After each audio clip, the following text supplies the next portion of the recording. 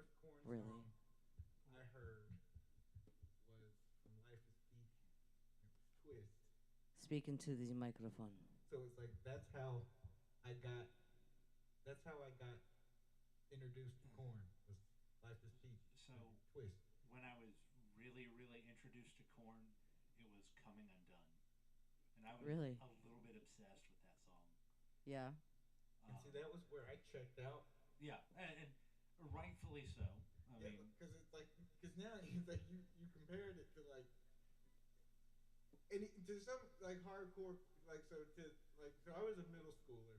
I hung out with a bunch of high schoolers, and so to them they're like, "Oh, you just started listening to Corn? You haven't listened to the first album?" And it's like there's a first. I thought Life is Peachy was the first. No, and then they played me blind, and I'm like, oh man. Yes. But like Follow the Leader, that was the one I was into Corn and was like, this is coming out, yeah, and Freak on a Leash, Got the Life, Body, dead bodies everywhere. Like dude, that was the So shit. Like I good. was like, but that's the one Adidas is on as well, right? Adidas is on Life is Peachy. Yeah. Yeah. Okay. But I like love that one too. yeah, Yes. like what and like that's like my first like hearing Twist is your first corn song. It's like wait, do they all of the songs sound like this? Like you just not saying words. I like the music and stuff, and like it was just like it was The almost too much for me at the time. the Jonathan Davis scatting and other sounds. The Jonathan Davis scatting and other sounds is definitely. I don't think most kids are ready for that. Not like, Uh, and that's what's you were about to have a Back to the Future moment. and that's like the crazy. Y'all don't get it now, but your kids are gonna love it. Yes. Like and like that was and like that's the thing I've been pleasantly surprised about, but also I feel vindicated because when I was a kid, like I didn't want to listen to shit my mom listened to. I didn't want to listen to shit my parents listened to. That was like old people music, and I didn't like it.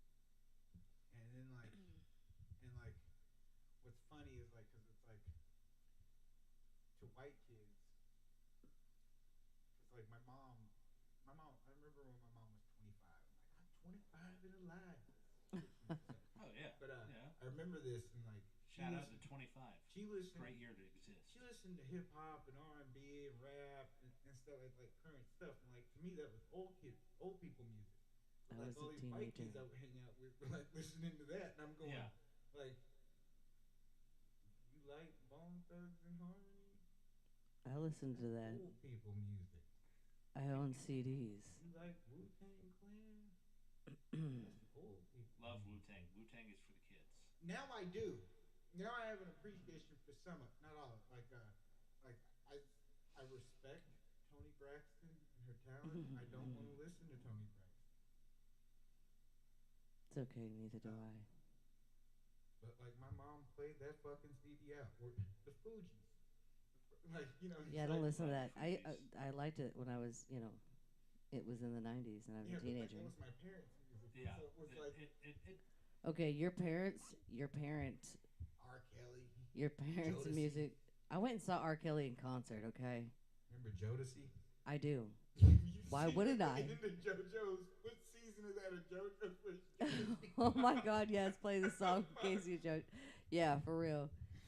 Like seriously, Like, look. okay, I know Joe's in the band, but damn. Listen. Yeah, you have to understand. Your your mother had you younger, and my parents had me older, and so True. I was your born a mom was Gen Xer. like your mom is only like 13 or 14 years older than me.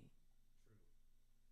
This is true. and I have an entirely different perspective altogether Oh boy. from you two. Yeah. Let's hear Because this. I spent my entire teen years through the 90s. So all the stuff she was listening to at 25, I was listening to at like 13. so 12. I'm this weird little kid that finally discovers rock and roll around the 6th grade, and my first Early odds. albums are like Load and Reload by Oh, Metallica. shit. um, and I'm getting into all this shit, and I start talking to my parents, I'm like, well, what was cool when y'all were younger? Black Sabbath. Well, yeah, Black Sabbath, but I walked into the office in our house at one point, and the Woodstock documentary was just coming on, and they had a little TV, and we talked about the little TVs back then were still like 13-inch TV. yeah, it's still fucking 25 feet deep, Right, and right. heavy as shit. Can kill you. So it was mounted to the wall on this like little swivel mount to the stud. Oh my because God. Otherwise it would have. Oh yeah, those. Yeah, Yeah. you had to do it that way. I remember So- those. So it's like this little 13-inch TV on the wall, and we're watching the Woodstock documentary, and I'm just like, this is the coolest shit. Yeah. Y'all were alive. Like this. Yes. Y'all were trying to hitchhike to Woodstock. They didn't Mm. make it, Oh, damn. but they were trying to hitchhike to Woodstock. Damn. And I'm like, that would have been so cool. Yeah, dude, I'm a huge Joplin fan. Hard. Yeah, Joplin, Dude, hardcore Rich like. Valens, So- Santana had Listen, so much so that I went to the library. too many And legends took- in one place. No, I'm such a Joplin person. Like, I went and got her biography and read it just because I wanted to. yeah. Like, not because I had to do anything to read it, because that's usually how you got me to read a biography for And anything. I was that kid too. I had the Jim Morrison's biography. Nice. I had Phil Lesh. I had The Dirt by Motley Crue. Oh Didn't my make God. it through that one. But, Look, y'all don't even know because I Motley didn't even Crue. understand half of what I was reading. You know, look, Nikki Sixx. Listen, when Dying it's a fucking wonder 4 Nikki times in a Sixx row. wife. Oh my Listen, God. I was gonna say for one, it's a wonder Nikki Sixx didn't lose his wife completely, like seriously. But like, when dude woke up, when he OD'd and got out of the hospital, and then wakes up on his couch with a needle still sticking out of his arm after he got out from ODing, come on, man. Yeah, they were the That's epitome of hardcore. sex, drugs, and rock and roll. They Like were. Motley Crue and Rat and Poison and all of the. See, that's the stuff I grew. I Rat. grew up with hair. Hey, yes, I saw Rat. Is the only hair band that I still fuck with. Honestly. I saw Rat live. See that's They opened for Poison. where my blackness comes in. Yeah, because you're like, what the fuck are I you never talking got about? into any of those bands. Like, This the reminds closest, me the of. closest thing to a hair metal band that I got into is Van Halen. Okay. They are technically hair metal, but Yeah. also I do have Not Van reservations Halen. about calling them that. I know, Not- because they were so much better than that. Yeah. Like, I mean, like, Yeah. I was dashing the other day because I do DoorDash when the post office is not in full swing. Hustlemania.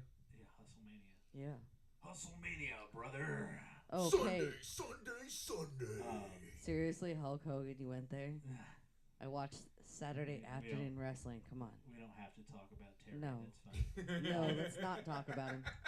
But I was just like, I know there's a few gaps in my early Van Halen knowledge, but Van Halen 1, Yes, Yes. please. cover to cover, one of the best records ever done. Yeah. Wholeheartedly Absolutely. Agree. They were some dude. They were cooking in a way that Yeah, dude. like that was. Eddie Van Halen was the shit, man. And then That guy was wild. Then there was Van Halen 2, which was still pretty good, pretty solid follow up. It was. Women Yes. and Children First was like, Agree. oh, whew. Agree. I And- did not. I'm very much not into Van Hagar. No. That's okay. Like I can't. Nope. I It's like no, dude. Man. Without running with the, like you need the dangerous. You need Yeah. the dangerous guy. Yeah. And, like, You need the and, like, lunatic. David Lee He's Roth so is wild. fucking nuts. Like, Yeah, he's one of dude. those dudes that even to this day, if he called me to want to make a record, I'd be like, I don't know, dude. I'm kind of busy. Because he's, that So- dude, cause he's still crazy like that. For I'm real. extra, but he's a lot. So He's Yeah. two things about David Lee Roth.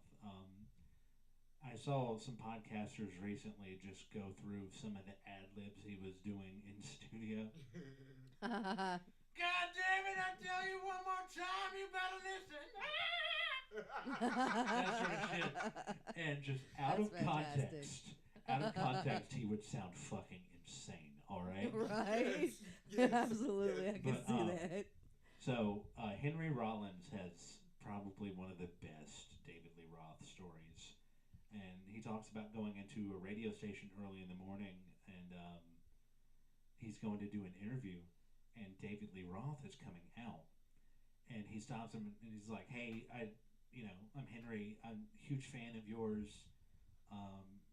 Van Halen's a huge inspiration to me musically. I just wanted to let you know you've had a huge impact on me." And David Lee Roth is just like, "Oh, hey man, thanks, cool." And he just whips open his trench coat. "You want a drink, man?" And Henry Rollins is straight edge, so no drugs, no alcohol, no casual sex, nothing like that. Very fun at parties. So he's like, "No, man, I don't do that." What's wrong, man? You gotta go to school after this?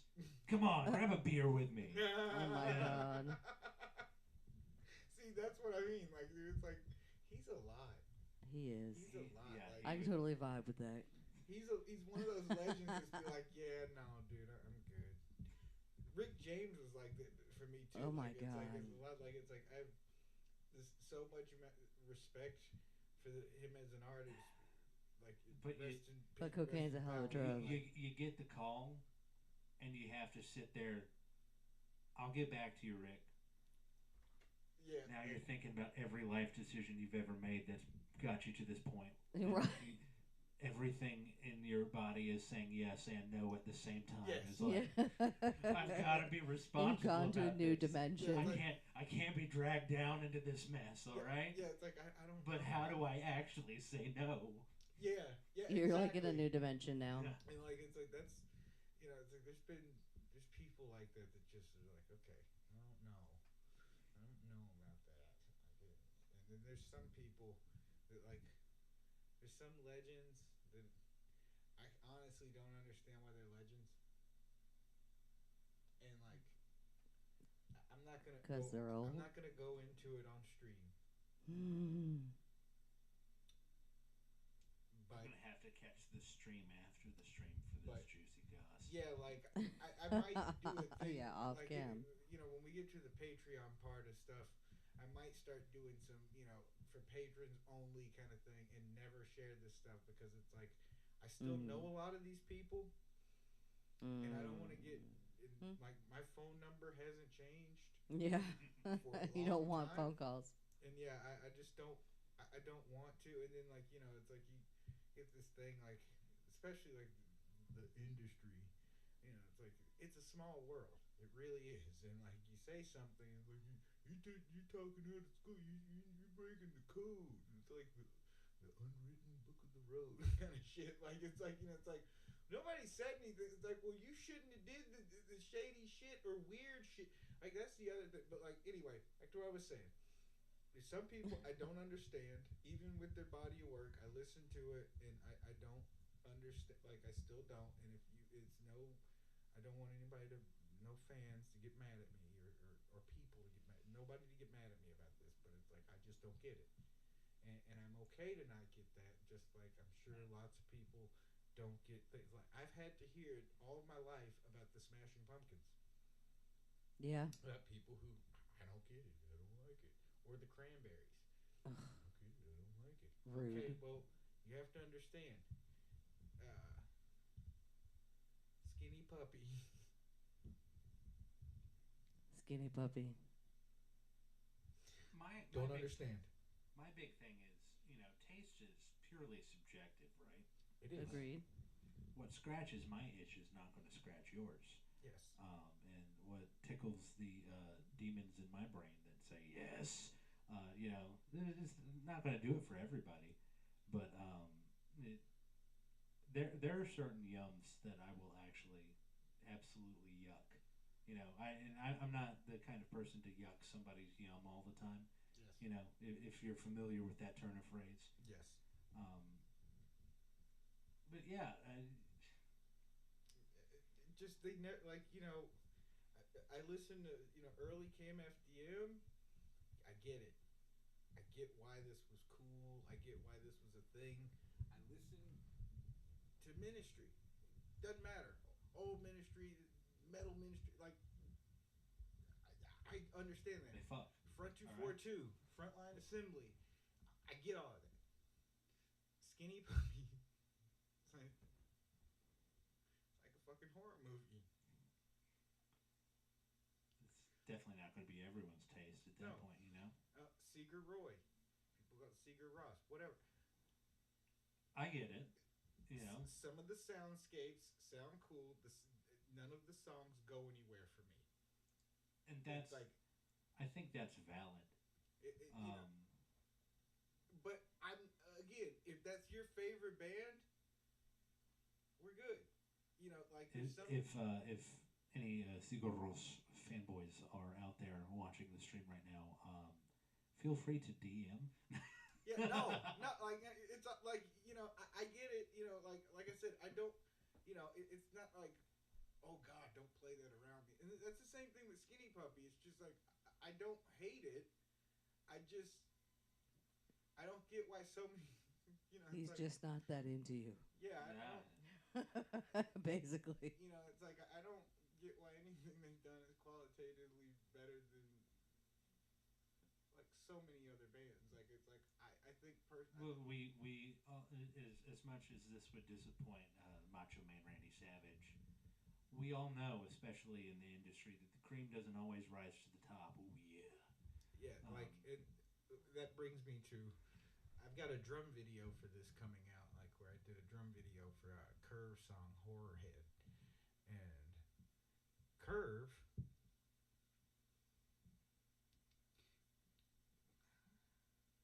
How do I say this without ripping on a band that I really like? And I know that they just didn't just do like I know Garbage didn't just rip off Curve, and like, but like They could have. when you listen to Curve, you listen to Garbage. Very Garbage similar. kind of reminds you of Curve with more money, like a major puts money behind something. Not necessarily the first Garbage album. Yeah. More version 2.0, and like, but like to me, like Garbage. I only ever loved 2 albums of theirs, like from front to back, and the rest of the stuff they put out, like I'm just not. It just doesn't hit me. Curve, I like every single fucking album they ever made, and I don't know why Dean Garcia and Tony Halliday are not like as big names as Shirley Manson or Butch Vig. Okay, like it's Butch Vig. That's why. different. Yes. That's why. Yeah. I was gonna say that before you got to it, because they're a band with 4 producers, and True. one of them produced some of the seminal Nevermind. albums of It's some of the most the important 90s. albums ever made. Yeah. Nevermind. I'll say ever made. Siamese Dream and Nevermind. Thank Yeah. you. Those 2 albums on their own I've are argued. career worthy. I've Oh, argued God, with yeah. millennials my age about the importance of Nevermind, and like there's some of us around my age that are like Nevermind's just, but you only think of it because you remember it and stuff. It's like, first of all, no, we don't, because it's like when Nevermind is still, it's still like it's like You were like 8 you were when 6 Kurt or Cobain 7. died. You were 6 or 7 Yeah. when Nevermind came out. So it's like I wasn't. How well do you remember I that? wasn't really listening to music. Like I watched the Mickey Mouse Club. Yeah. You know, it's like when you I was ask me, it's listening like, to what's Nirvana your favorite then. song? Oh, Tiffany and such and such singing on the Mickey Mouse Club. I was still watching Pee Wee's Playhouse until it ended. Fuck yeah. All right.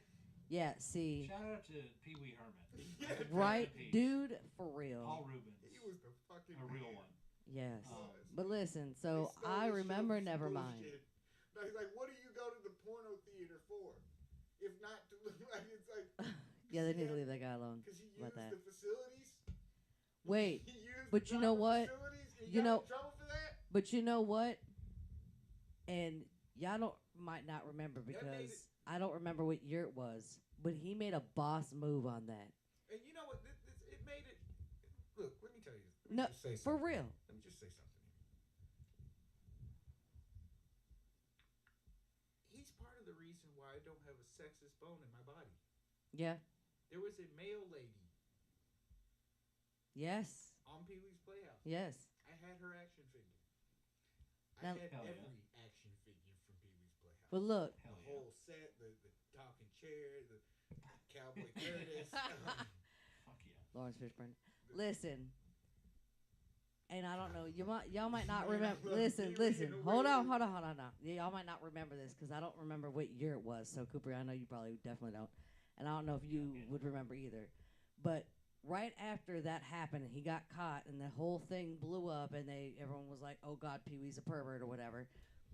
I mean, They had so. You might remember. I don't know if it was still that big when you would have been old enough to catch on, Cooper, but. You remember MTV Music Awards used to be a huge deal. Like, it was a thing to sit down and watch it. Oh yeah. Okay. Well, the year right after that happened, the next MTV Music Awards show, he hosted, and I think he did an introduction for somebody. He walked out dressed up as Pee Wee Herman. Everyone was going nuts, and he said, "Hear any good jokes lately?" And the whole place fucking lost it. It was epic. That was a total boss move because Yeah. he was like, "Fuck it." yeah, Look, like, you catch him in something embarrassing, but he's coming out saying, that, you know what? Yeah, and I he mean, came he out got dressed that as Pee Wee embarrassed. Herman. Like, you couldn't have done it any Yeah. better. I watched it. I remember that. It was great. like I remember for years my mom wouldn't tell me what happened. Like, until I was so little, she's like, he's not gonna be coming on anymore. I'm like, why? But I love him. Like, right? It is kind of we messed up. can't have we can't have that conversation, buddy. Man, he was my favorite. He was the greatest. I watched it. I was a little older, but I watched it. See, the big tragedy of my age as a younger millennial was Steve leaving. Oh, Steve Burns from Blue's Clues. Yeah. I was about to say, what the hell is Oh, that from? The kids I babysat My watched that. sister, being a little younger, like she was like towards the end of Blue's Clues. So that's the only reason I knew what it was. And Yep. I'm like, I'm not watching this. I'm gonna watch Power Rangers. I'm a big kid. Like Power Rangers Zeo or some shit. You know- like, I forget which Wait. one was on at that point. You know, every generation had a blue dog, right? Like there was Blue's Clues, and there was what was that? The Gen X had the Blue Beagle or whatever. Oh. You know what dog we had? What? Our part of the generation. What's that? We had Snoop Dogg. That was our Alright. dog from our generation. But now y'all had Clifford too. Yeah. Clifford's red. We're talking about blue dogs. Oh, I guess. Well, yeah. That. I And, mean, technically, I you guess know, he's a crib, right? Snoop with yeah, the I think so. yes. I was gonna say Snoop with the blue flannel. So we had Snoop Dogg as our blue dog to grow up with. Well, Cooper had Blue's Clues, and generation before had that hound dog is what it was. He was blue. I forget his name now. He's funny. But you know, it's like that's why it's always like when I argue with millennials around this part of it's like about Nevermind's importance. It's like, they should know it was only Big Dust. It's like, dude, I have a 17-year-old who's been listening to that fucking album since he was 13. I've got a 13-year-old that loves that album. It's like, that was a special album. Like, you don't, and that's what I like to back I remember to what when I was it saying. came It's out. like, the music that I still liked when I was a teen, when I got into music. I did start listening earlier. Like I was like 8 or 9 when I got Siamese Dream, Mhm. listening to that and stuff, and like picking my own music and stuff. Luscious Jackson was the first. Fever In, Fever Out was the first physical CD I went with my own money and bought. Will Smith's greatest hits. Wait. I get to win this one. You know what it is. My first CD, Oh. Dr. Dre, The Chronic. Yes. Yeah, obviously you win, but that's probably the fun. Mine is one of the funnier. Oh, first CDs absolutely. that Yeah, I yeah. spent my own But money hey, on. I Yes, saw. yes. Look, you owned For so Wilson. many I reasons. spent money on R. Kelly tickets. Okay, Get jiggy with it. I spent money. I spent money on R. Kelly tickets.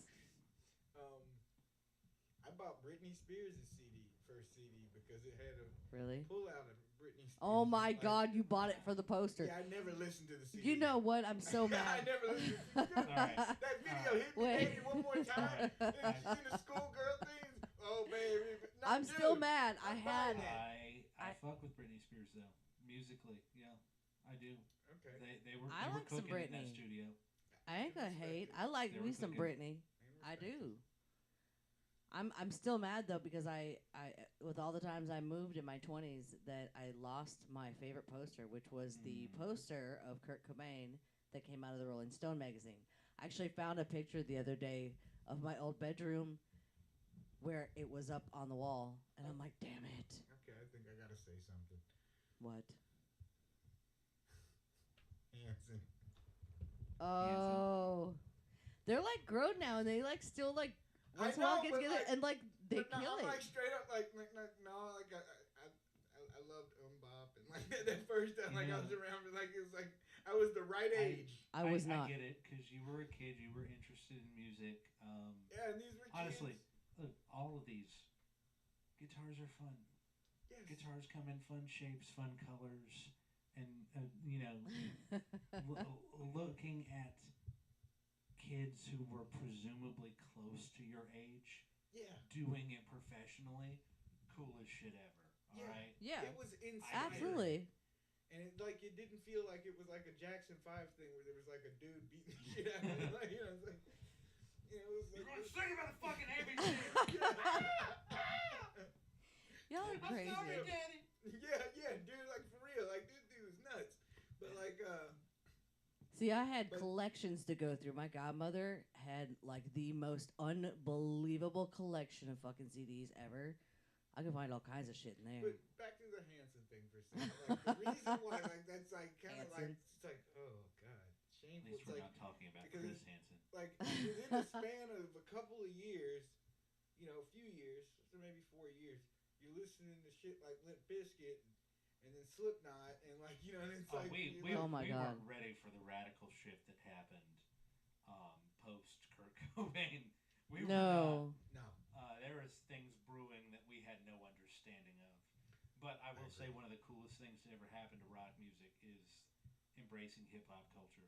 And that is not an opinion that I've always had. Yeah. Teenage me was a little stupid in that way because I didn't understand hip hop. I mean, I didn't get it, and my parents didn't get it either, and they didn't care to get it. And you know Well, what's funny to me? They is they thought it was a style of music that wasn't going to endure, like it didn't come Wrong. from the heart of the black community in New York yeah. and across boroughs and Yep. Well, you know. even electronic music kind of went through that too, especially because it's like I remember like oh, this has no way of surviving. Yeah, it's- people aren't going to be interested in it for that long. and like like Sorry, synthesis is here to stay, friendos. yeah, it's like I remember like Yeah, come on. like in '99, like so I was 14, and like I was joining my first bands, you know, I was joining bands and stuff, and like everybody's like, if you talked about a synthesizer, and it's like at the time, like I got heavily into Nine Inch Nails Mhm. and Ministry and stuff Nails around is that great. age, and like I had a Downward Spiral on a cassette tape, like. A friend of mine gave it to me A because wild thing to hand to a teenager. Well- First of all, a friend of mine got into it, like gave it to me. He's like, yeah, I don't listen to shit anymore. Like I listen to the Doors now. And Oh it's my like God.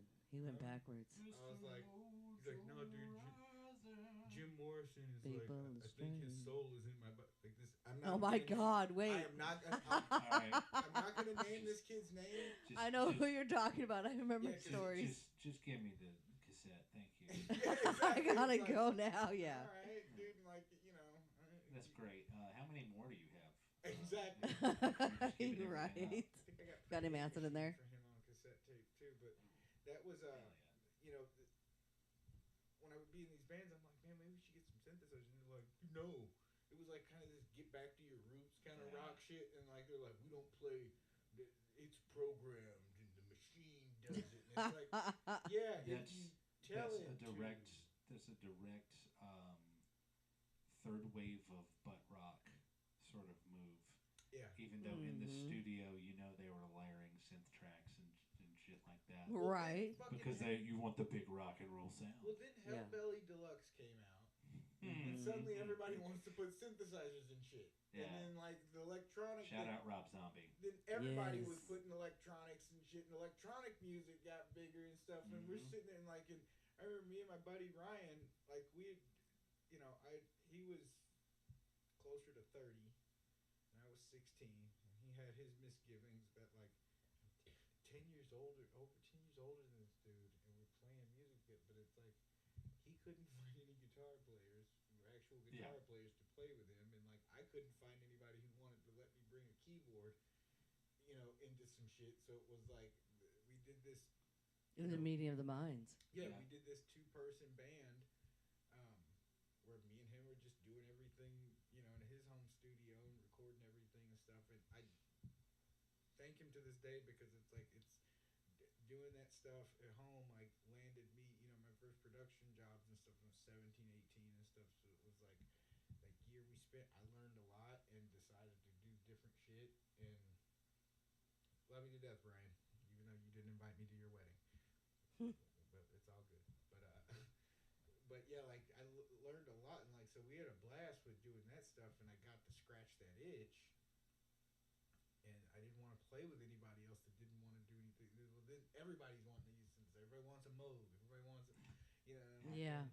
How many Nords do I see on stage? Yeah. All the time. It's like people paying for cool, and then usually not even the cool Nords. Like Those are pianos. Well, I mean, those are like, kind of cool for electric piano, but even when they do the leads or the wave or whatever, like which Nord Wave's pretty cool. The A1's cool, but like those first three, the Nord Lead 1, the 2, and the 3. Out of those, the 1 is good. The 2 is just better. It's like all of the goodness of the 1. A little bit more stuff.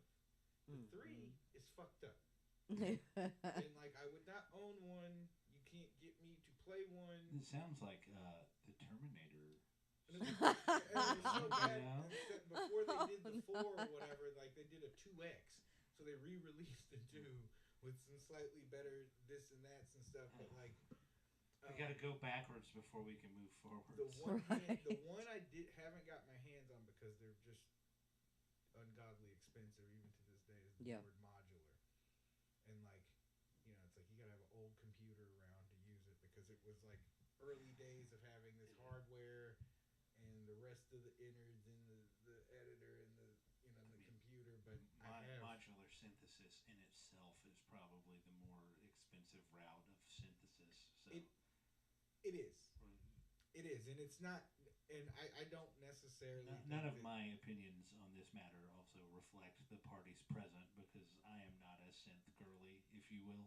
I am but a baby in the vast knowledge of the world of synthesis.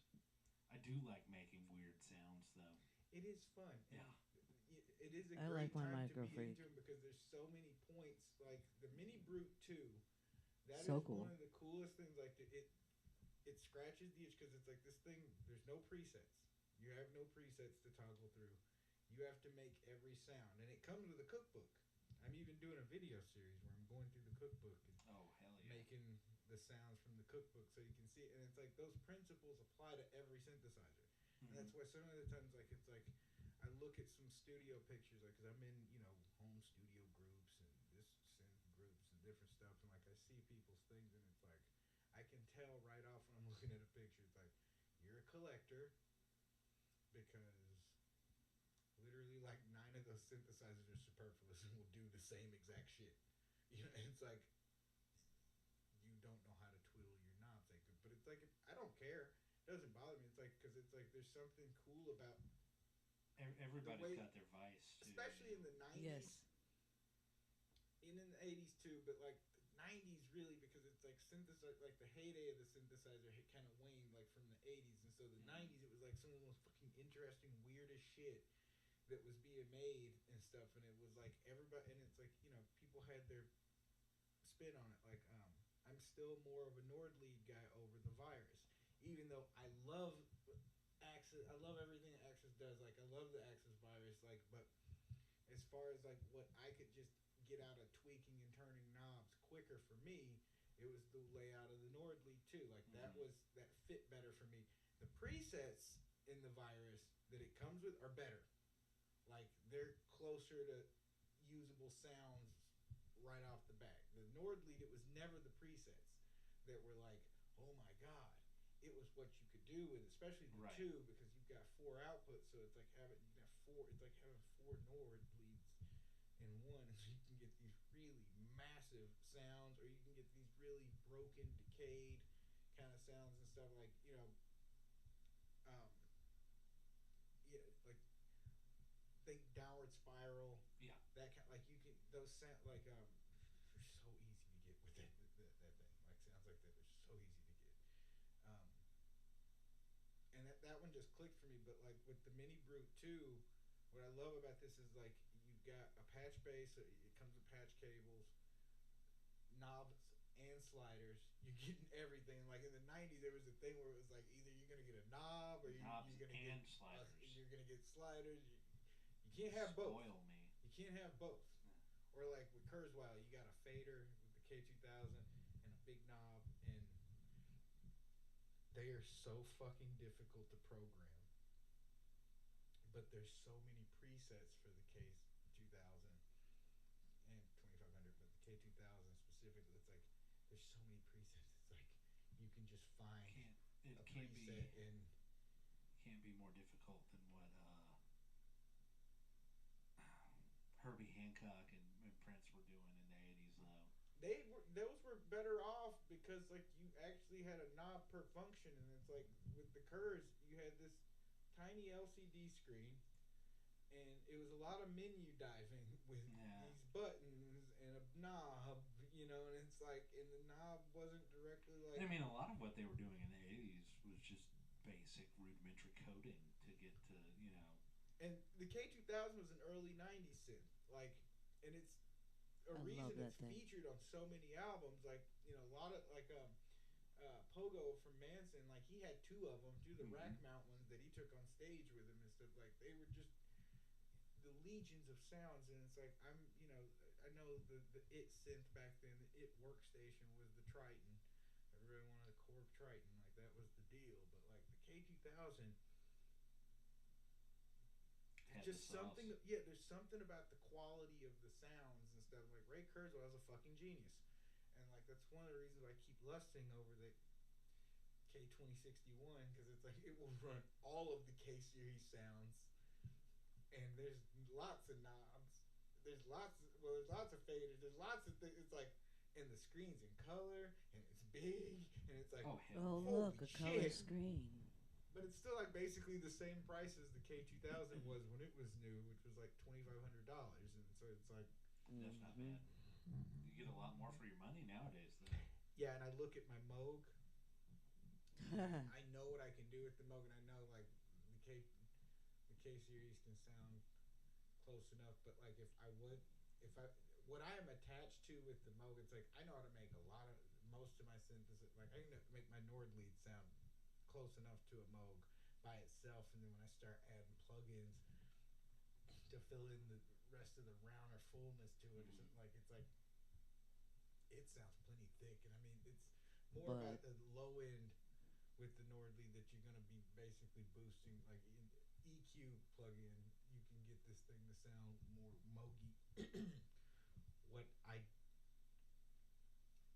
what I keep my subsequent 37 for, what I was into the little fatties when I had all the like what was it's the fucking ladder the cutoff knob. It's big, the way it's potted works the way my brain like I know how to play the filter knob and play with it in a way that it's like it's part of the instrument. Just like a pick or a tremolo bar or hell like more. It's like more like almost like bending for me with that knob. That's how much like, and so I'm just It's so very used, intuitive. yeah, I'm so used to it. I'm so like, and I've had a lot of synthesizers, and I've never had anything that worked exactly like that for doing those types of things. This is no shade at Moog or anything like that and stuff, but like they really, really have kind of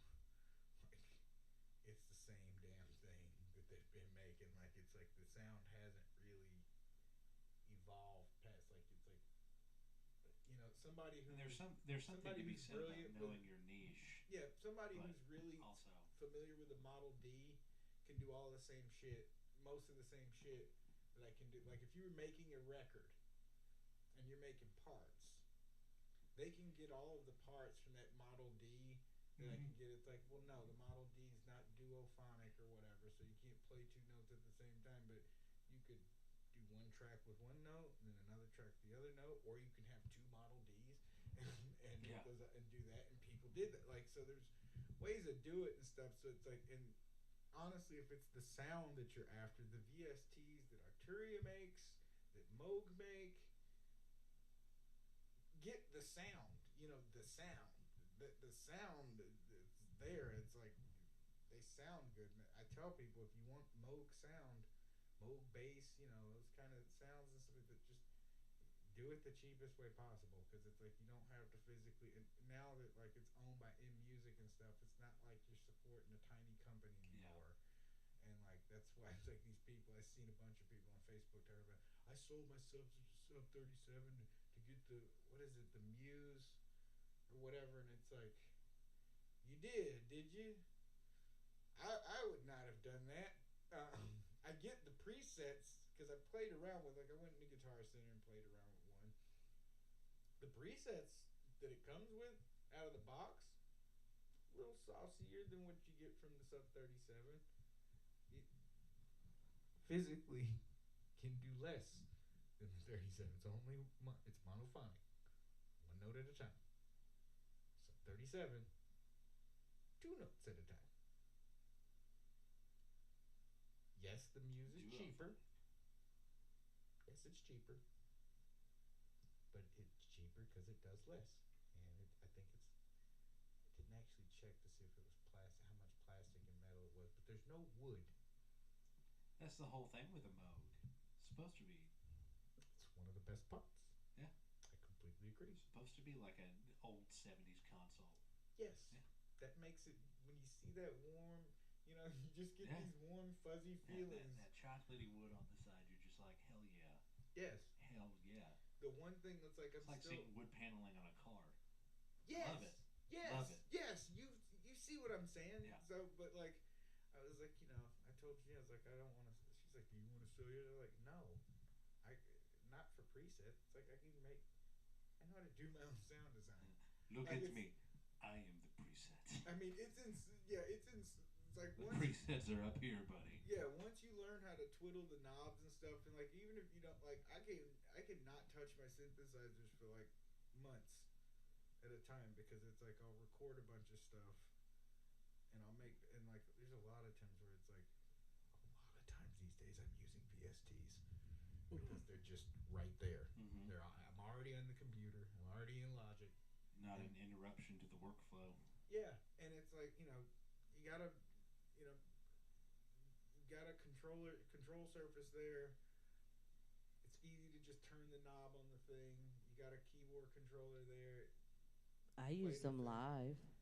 and like that was, yeah, with a I sure G4 did. iMac. Yeah. Single core, 2 gigs of RAM, 1.25 gigahertz Oh, single we're core talking processor. highfalutin here.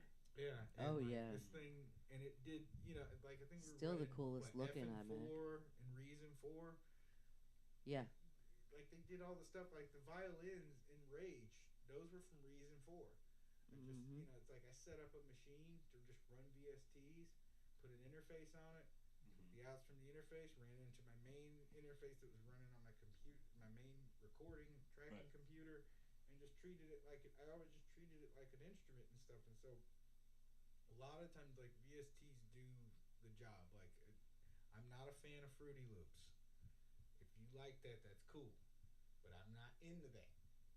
That you know, I have not kicked. Sorry, I, LGBT community, no I- Fruity Loops I here. tried Fruity Loops like the second version, and I thought the sounds were thin. I'm sure by you know now I'm sure it's upgraded. I'm sure there was knobs I could have, you know, I'm sure there's stuff I could have did to make it sound better. But like I had other options, and at the time I was more into hardware synthesizers anyway. VSTs were like, this is neat. Reason was the one that was the thing that like turned me around on it. Reason 3, I played with that and I was like, we have arrived. We can now do soft. We can emulate the synthesizer. And another one. Disco Discovery. Um, Instead of buying a Nord lead, get that thing, because it's like, I swear to God, like it's like, what's weird is like the potting seems like it's backwards on the VST. So it's like, however you would turn the knob on the actual hardware, you're gonna turn it backwards on the software thing, but it like works. I don't know if they fixed that. I don't know if they fixed that in the current versions of it, but like the old version that I got, that I have still noticed works. with some VSTs, it does feel a little different, a little backwards, a little wibbly wobbly. But once again, I'm more using effect VSTs and stuff like that. Yeah, which those, and it's like, that's the other thing too. It's like those can work. Like, Which it's like, shout out Valhalla. oh, nice. Love some Valhalla VSTs and plugins and stuff like that, because they're a lot of them are free too. Yeah, that's Yeah. the thing that's crazy. Yep. That's the thing why I keep a Who Windows doesn't like machine free? around, because it's like Windows has better plugins Free is the best on price. than on the Mac, and they're free. Like some of the best plugins are literally fucking free. And babe, can you turn the air on in here, because it's getting warm? Yep. I will shall It's return. on 'cause it's I think it's just the hot piece of ass sitting next to me, man. Hey, hey, fight me. I know he's your man. But yeah, like they a lot, like there's a lot of pedals that I just haven't bought, because it's like You don't need it. the plug-in doesn't, like, I don't have a tube screamer, because the plug-in You don't need a tube screamer. the You can plug-in, just borrow a tube screamer. true, but the plug-in that's built in Logic, it's a green pedal. Yeah. Like it does exactly what it. So it's like I've got the Donner B1, which is just a roll-in. It's a it's a it's a clone. Yeah. Um, but it's a clone of the same synthesizer that Daft Punk used on Defunct. That's Sin TB303 with a tube screamer. Get you that wow, Yeah. wow, wow, wow, wow. Okay, you use that Donner, you hook it in, you put the track up, you put the plug-in on there, you mess around with that knob a little bit with the mouse, and guess what? You've created that sound without the pedal. Dude, they used, like, not only did they throw tube screamers on things, they threw some weirdo like Digitech and DoD pedals that nobody liked. Yeah. A bunch of their weird filter pedals and stuff like that. They made platinum records. Magic. Yeah. Like I still hope they get back together. I hope they rebuild the robots and come back. Like I fucking love Daft Punk, but yeah, like, dude, Homework is still like perfect album. I am a Daft Punk, But yeah, like that's so Says the guy with the Joey Ramone tattoo. Nice. Yeah, like if you don't let anybody on forums or YouTube comments or anything like that make you feel bad if you love a piece of gear or software or even a band or whatever. Like, do your thing, because it's like there's somebody always. Don't even listen to us and the shots we take at things. 'Cause, Yeah. We're people and we have our own tastes, and our taste buds probably just don't taste the same in the same way as yours do. It's like I was talking to this publicist one time, not my current publicist, but like I was hanging out, I was working on a record, a client, and like I was talking to the publicist, and I was like, I was talking about, I thought about making, some record, I thought about, I've got a solo project I'm working on, and this was before it was called Animals in Denial. So it was like I just had some demos and stuff, and I was like, I think it's gonna be like this band and this band and this band mix, and she's like, don't do that. I was like, do what? She was like, talk about this band and this band, because she was like, you could think your music sounds like, she was like, Creed and Tool and Pantera. She was like, and I can listen to, and she's like, and I can hate Creed. She's like, I can hate Tool, and listen to your song, and I think it sounds nothing like any of those bands, and I actually love it. So she's like, don't use other music to talk about what your sound But is. you She's know, like, you can talk about. She's like, you can phrase it like you're I'm inspired influenced by, Yeah, yeah. she's like, but like, she was like, try not to do because she Don't was like, do you sounds list like. too many bands. Yeah, she's like, if it sounds like this, this, and this mix, she said, I know it kind of it's how you want to explain it. She was like, and how people do. She's like, but don't do that. She was like, Yeah. 'cause she was like, you lose people from taking an interest in it. And now that I mentioned that, like, fuck Creed. I don't Were give we a just Creed. talking about them Can you earlier? take me? No. And honestly,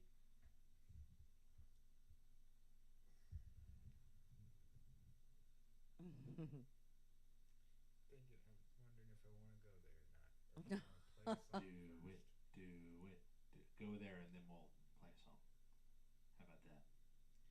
I only think Tool ever had two good albums. Lateralus and Nope. Nope. no. What is Anima. Anima? Opiate and Anima. Anima and Opiate. Opiate's technically an EP. I don't like Undertow. I don't. Undertow doesn't sound like Tool to me. Lateralus pissed me off. What I wanted was Anima 2. That's not what you I got. wanted. Anima's the one that starts with the Grudge, right? No, that's okay, Lateralus. that latter.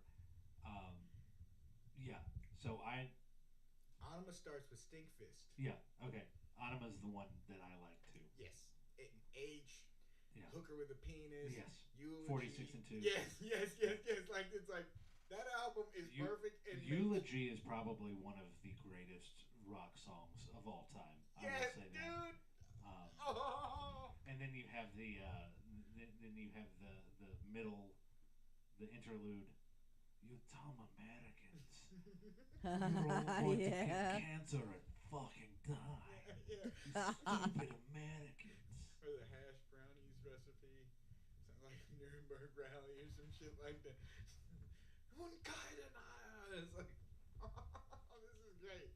But like that record is fucking perfect from start Yes. to finish. And like, I was such a Tool fucking kid like because of that record.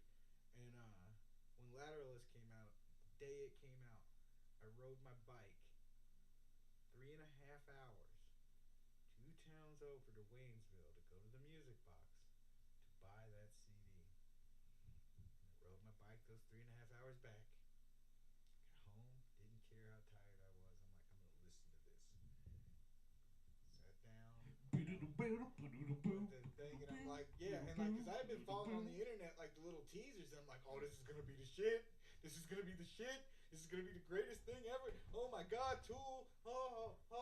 And then like, let's do it. I'm like, especially the Grudge. Like, when's the fucking song gonna start? Wait, that's it.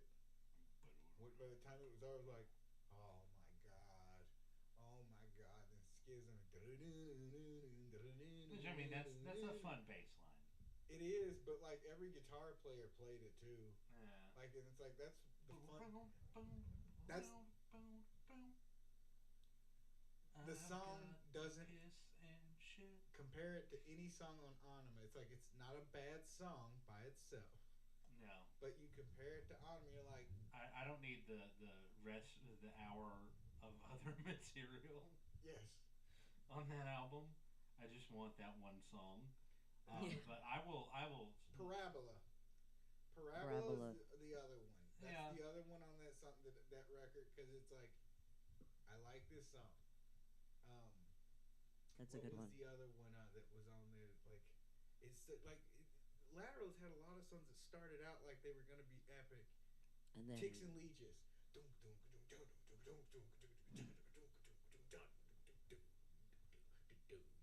it's like, okay, they're about to fucking let loose, and then it goes to this. Oh no, what the fuck is this, jazz now? What the fuck happened here? Like, I didn't know this was going to turn into a Tony Williams kind of thing for a second. And like, I like Tony Williams, but that's not what I came here for. I'm pissed off now. Like I want my 1895 back. 1895. Yeah, that's how much. Yeah, I'd be fucking was. pissed too. 6-7 hours on a bicycle. Yeah, and $20. Yeah. Just round up. Especially, 99, 2000. Hey, That's a lot of $20 fucking was a lot of money. man. Like, it's like I could have. That was pizza and slushies for a week at school. Right. Like, you guys, what the? That wasn't much when I was in I college. was mad, and then then when 10,000 Days came out, like I'm like, yeah, because I don't like that record. I don't like the pod. I don't like any of that record. I like A Perfect Circle more than I like Tool. That's fair. I think we've jammed more A Perfect Circle than we have Tool as well. And it's no shade against Danny Carey, who is a fucking monster, legend. Yes. Dude, like I would not, like if he called any day, like it's like, oh no, I'm dropping what I'm doing. Like, yeah, hey, let's go do this. Hell yeah. It's Danny Carey, but like, I like that he filled in for Primus. Yes. Out of anybody, all right, who's qualified to do Danny Carey? Yeah, no, overqualified. Yeah, Right. really, and like that's God, I love Primus, but yeah, like No, Tool. Primus sucks, man. True. Touche. But but like that's it's like it takes nothing away. I love Adam Jones. Adam Jones is, he's not some fancy guitar player. Man, but he has done more with Drop D than I think anybody has. Thank you. His taste. Yeah. His taste is what is why he uses it's the right parts. He plays the right parts for the song. It's the same thing. Like I see, like I've been seeing like in some of the guitar channels I watch, like they throw shade at John Frusciante. What? Yeah, they throw Really? shade at Frusciante. Why? It's like, Yeah, a lot of people. Flea is that band, and it's like First of all, no. Second of all, if you're gonna say anything, it's Flea and Chad. Come on, rhythm section. Yeah, Chili's have some of the best rhythm going on in the game. They do. Third of all, I will. really, the band is everybody but Anthony. It is. Anthony got lucky. Yeah, Anthony did get. That's lucky. basically it. He couldn't do that shit with anybody else. No. No. He's the luckiest bastard. Like, Yeah. Yeah. But like I will say this, I will give But he does badass on lyrics. the caveat I give to about Flea is like Flea has been the only universal constant in that band. Yes. Him and Anthony, but without Flea, like you said, Yeah. Anthony can't get away with doing that. Flea, like that's why it's like if I had to pick, it's like and I say this to this guy. They have been successful with other drummers like Jack Irons. Exactly. They did great. Chad Chad's just fucking when Chad awesome. locked in, that's when they went super. That to me, yes. Like, He was the icing on to the me, cake. It's like Mhm. with Frusciante, He's from Michigan. Flea, Chad. Shout out Michigan. That is the Chili Yep. Peppers to me forever in my life. And I dude, Uplift the Mofo Party Plan, still one of my favorite fucking Chili Oh, Peppers. yeah. No Frusciante, no Chad. I get it, but Yeah. and it was awesome. But like to say that fucking they lost something with Frusciante and like No. like it's like dude, What they like, lose? they didn't know. Josh. They opened up a whole new realm of shit that would have never happened. And it's like I get like Flea is the only constant in that band, and like Yeah. but it's like if you really want to play with Flea, like if you could only pick one person in that band to jam with, Flea. like you're about to make it, you got a track to make, and you can only pick one person, and you I'd got to pick come Flea. up with something cool. Who would you pick? Chad. I'd pick Flea. You are a bass player. You play bass more than me, so see me, it would be Flea. It would be Flea. As much as I love Chad, and like Chad, I think is one of the most like I still think Chad's underrated as a drummer. Oh, I don't he's think he way gets fucking nearly underrated. Okay. As much fucking props He got to as play. He played deserves. drums for the tribute to Ozzy. For anybody who is curious, not only does Chad do that, if you haven't heard of Museo or Drumeo specifically, Drumeo has some great content, some great educational content too. But this getting drummers to play a song that they've never heard before and basically write their own drum part, phenomenal. Chad. And Chad has aced it every time with it on the first listen. He just hops in, and he's got He's got amazing groove taste. in his DNA. Yes. But they brought him on to do a tribute to the great drummers of the '70s. So your John Bonham, your Ian Pace from Deep Purple, Keith Moon, and God, who was the other one that I'm thinking of? I only saw the clips from the John Bonham stuff. Like I only saw a couple of clips from that. And Ward from Black Sabbath. Shit! Yeah, Sorry. dude. Yeah. I gotta check that out. I gotta look and at the rest of those. So, I didn't know that there was more of them. I Mhm. thought he just did the John Bonham. Like, I didn't see. There's one where he did they wrote a track in the style of Black Sabbath, and he had to do all of the wordisms, things that are bits that are you hear it, you're like, okay, that's him. Yeah. See, like that's where I think it's like Chad to me is like he's this drummer. He really is an underrated drummer, and like I said, it would be hard because like that would be the struggle. Would be like, it's like, having that drummer, but then it's like Chad can. I know Chad can do anything. The only reason I would fall to it would be Flea is because I love so much. Like I love the whole Chili Peppers catalog, and he's been there for all of it. Mm-hmm. And so that would be why it would end up. But if I had to, we can only all could pick one. We can all say that either one of those would be a great choice. Yes. Flea, Chad, Or John. Because we can listen to just about. Take your pick. In the '90s, they were putting in a lot of time in the studios too. Yep. Yeah, they really were. Like Flea and Chad did "You Ought to Know." Yeah. By Alanis Morissette. And yeah, they did. That rhythm section is tight. The bass line on "Bust a Move" like that was Flea. Flea's done Mars a ton. Volta record that they played, like John and Flea played on a thing. Yeah. Like and it's like that. Like did they? You can't tell me like people like act like John Frusciante can't play. It's like, fuck you. I'm sorry, man. Like.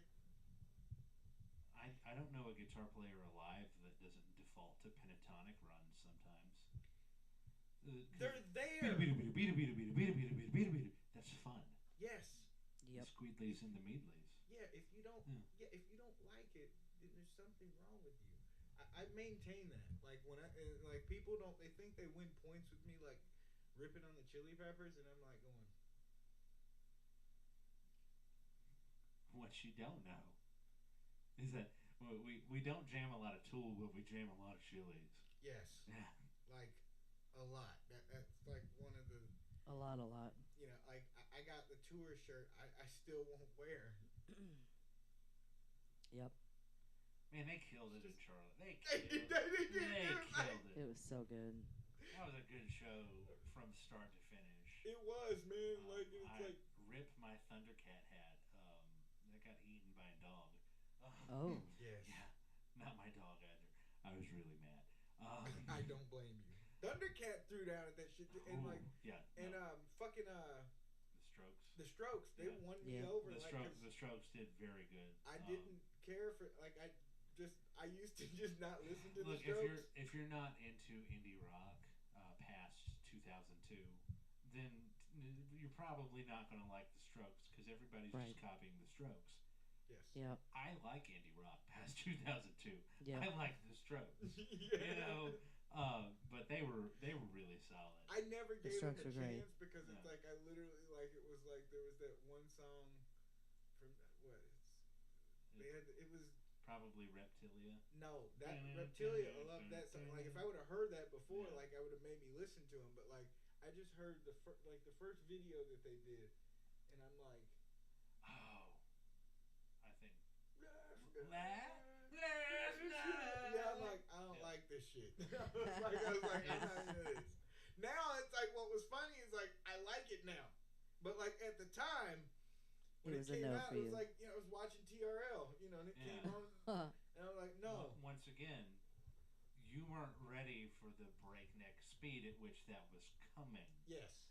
Because we transitioned out of this very melodic poppy but heavy as shit grunge that was leading the forefront in the early 90s. Yes. Then we get thank you, Kurt. Then we get metal, new metal, and this rise of post grunge butt rock like Nickelback and Seether and stuff like that. Yep.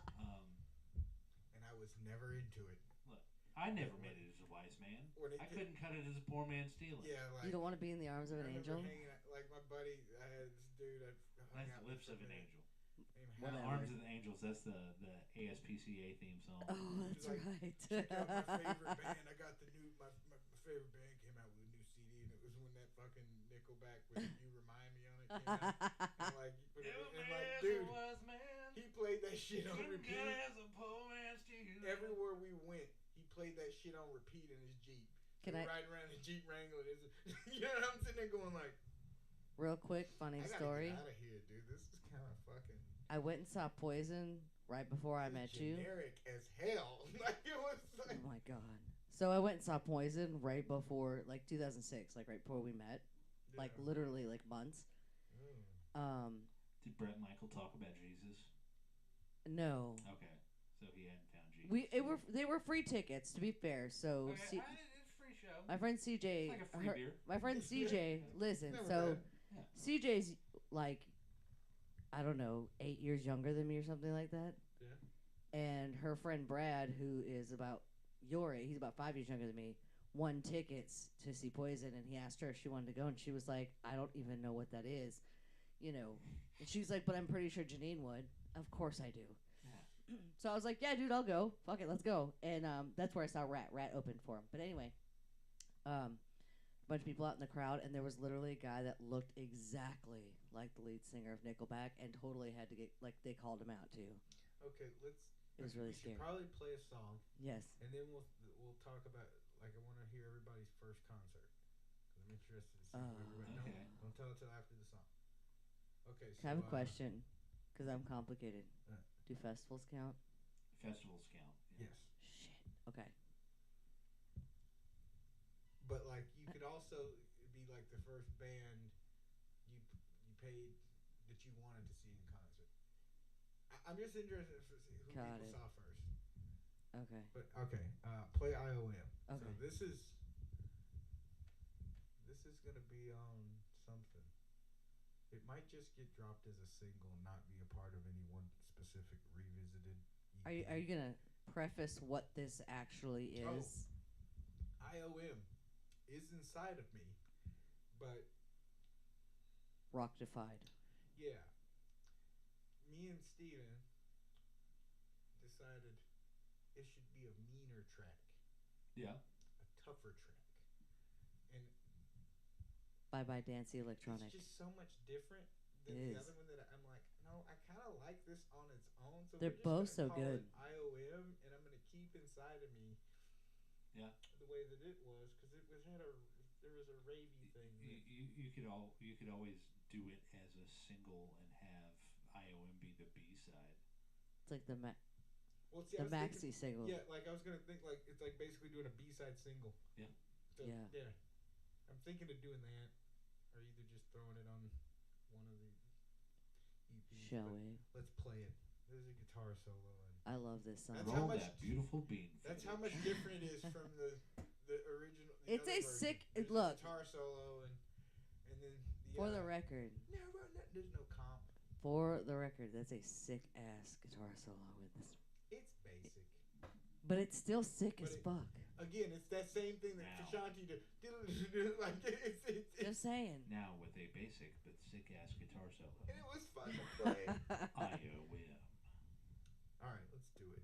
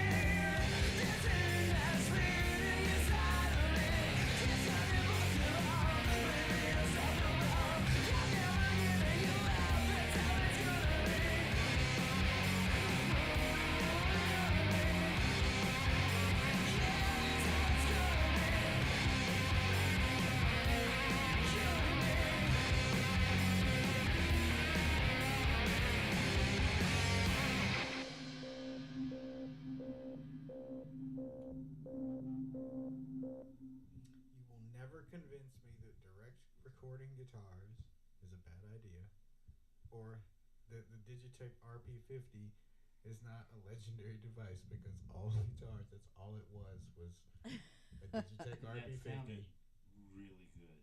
into a Focusrite Sapphire Pro 40 G5, Macintosh Power Yeah. G5. Yep. That's what we were using. Like we weren't. That's what was in my. That's That was what our we recorded fancy the tracks schmancy. with. That's what Steven was mixing with a similar system with his G5. Him and his wife did backing vocals and stuff. It's really about how that was mixed and mastered, because that's just very thick, very aggressive So good. guitar tone.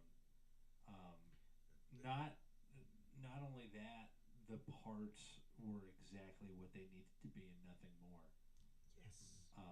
So that sick ass but basic solo, if you will, uh, since I'm now going to call it that. It was everything it needed to be and Yeah. nothing it didn't need to be. You didn't need flashy pyrotechnics. You needed a part, Yes. and you played the right part for that. Yeah, it Thank was you. perfect. And so it's like me and Seabolt make a really good team. Yes, Like I agree. we, especially like it's like I like to have him in like it's like there's stuff. It's like there's shit that we don't agree on and stuff, but it's funny as hell because it's like he doesn't like any Nine Inch Nails record past Pretty Hate Machine. That's like literally the only one he likes. I mean, that's my favorite, but I like the It's others. not even close to my favorite. I love it. Not even close. Heyday. Not even close. Well, we know what yours is. Do you? It's hesitation marks, is it not? Yes and no. It's the fragile and hesitation marks because hesitation marks kind of feels like to me like what he wanted to do on the fragile But what he with did your, on like, hesitation marks. out there on stuff drinking to actually because it's like Yeah. but like that those sound textures, the bigness of it, the fullness of it, it's like that. But like hesitation marks, it's like the one I listen to. It's like the formula. It's like he got the right amount of ingredients, the right, the right amount of spices, this and that. Like it's like Mhm. it's fucking perfect. The fragile. The problem with the fragile is like you have to listen to love that record. You have to listen to it from start to finish. It's imperfectly perfect. If you skip in the middle, you jump in the middle, jump in the end, pick it. It doesn't like the You'll impact wonder is what's just going not on. there. It really comes off as like this fucking Well, Trent masterpiece. is a guy who likes to tell a story with his album arrangements as well. Yes. That's Yeah. like With Teeth is a good album Yes, agreed. because of its placement of everything. Yeah, see, and like that's to me like with Teeth reminds me the most of Pretty Hate Machine. Like that's the one where it's like it's not in the It's like it's not in the sound choices because it's like there's more no, of the it's not. band thing, but like where the songs you can jump Pretty Hate Machine, you can jump in any point of that record and Yes. keep going. Like Yeah. you can come Agree. in the middle. With Teeth is the same way. Yep. You can come in the middle, you can come at the end, you start like right all love in the world going into Touch Know Who You Are. Like love that record. Love the record. That was the Great first record. Yeah. tour I saw Nails on. That with was Teeth, but- that was my first Nails record. And the Downward Spiral is weirdly this. The Downward Spiral is such a weird record, and you can come in the middle of it and it still works. You're saying? Yeah, I was just saying that back in the golden days of Xbox, they had it was on a demo of some sort, like those demo CDs they would send out with a bunch of I different had games one of those. and a bunch of different content on it. One of the things that they had was the With Teeth music video, or sorry, the Hand That Feeds music video. Yes. Love that Where they're song. just all getting together with these guitars that really need their headstocks clipped. The strings just going every which way, and it's just this sonic assault. Yes. And I was like, that's so fucking cool. That's what I want to do. I Yeah. agree. I want to make music that has impact. Not like Nine Inch like they were. It was a band that I just quasi liked until the 99 Music Awards. The first people ask me, "Was your first Nine Inch Nails?" And it was The Perfect Drug, and like that was the first thing that I was like, I like this. It's like I was in the 4th grade. Perfect Drug video dropped on MTV. And I was like, what the fuck is this? Oh my god. Yeah, because for the first Wow. little bit, all of that was so weird. Yeah, yeah. Do you want to know what And my like, first so- nail song was? It had like a hole. See, you were I lucky. mean, That yeah. was I got that later, but like that. But Bow down to the Hell yes. the 99 Music Awards when they did the Fragile, So good. that watching that, I ended up taping that VHS. That was an recorder. epic I ended up taping performance. that the second time when they reran it, Mhm. and like that was like that made me want to play music in a band. I said I want to do that. I want to do that. It was watching that performance. It was that thing, and I still watch it from fucking time to time. Like every It was time I see epic. it, like I turn it on and stuff, and it's like, and to this day, that's still my favorite version of Nine Inch Nails live. Mm-hmm. It's not just because of that. It's not just because of that performance, although that does help. But like, and all it could have been, like my mentor, Godfather, I didn't even know that shit was coming out. He's like, we got to go to Best Buy today. And I'm like, why? He's like, something came out from your favorite band. You know, Nine Inch Nails. They came out with a thing. We got in there and like they had the VHS, the DVD, the regular CD, Shout out to VHS. and the deluxe dual Right. CD. My man bought me the VHS tape, the DVD. So if I was at somebody's house without DVD player, I had He had the VHS, tape. and he bought me the deluxe CD set. And like Heaven. I still to this day know how to play that album, know how to play all that shit front to back, and I still do it from time to time. Where it's like, and that's also the thing I do to dust off singing cobwebs is I sing through that. Once I sing through, it's like all the conditioning I need, everything else. Okay, I'm back. And Was Nails But, your like, first I- concert? no, I didn't we're think gonna so. get to that. But like I have, like, but and all it could have been Danny Loner, Danny Loner on bass and guitar and synths. Sometimes he moved around. Charlie Clouser on the synths, Jerome Dillon on drums, Robin Fink, of course, on lead guitar. Yes. That was the ultimate Nine Inch Nails for me. I love Josh Freese in that band, like Alessandro, like the different people he's had in there. It's all been great. With T tours, those were good tours and stuff. But there's something about that Fragility tour band that like Yeah. it's just like that was a moment in time that Yeah. I'm so glad that they recorded because it's like Trick and Budokan. Like it's like Yeah. it's just like Yeah. they've had other performances where they Magic. were but like Dax, dude, you kill it, but like nothing like Sometimes, and I think sometimes you just capture the lightning in the bottle, right? But sometimes, especially when we come into something, and we come into something at a certain age, like around the age of 13, says science, that forms a special bond in our head, you know. I agree. Because you go back and listen to the same stuff you were listening to at 13, whether or not your tastes have changed now pretty dramatically, you still those feelings churn inside, right? Yeah, Um, I agree. but it's a whole self identity thing at a certain point, because you form such this association with this thing. Yeah, like, and it's like that effect. But I don't think you've taken it to the parasocial level where it's like, oh, they changed something. Oh, fuck them. Yeah, no, and it's like that was the thing too. It's like, They released one song I don't like. yeah, and it's Fuck like them.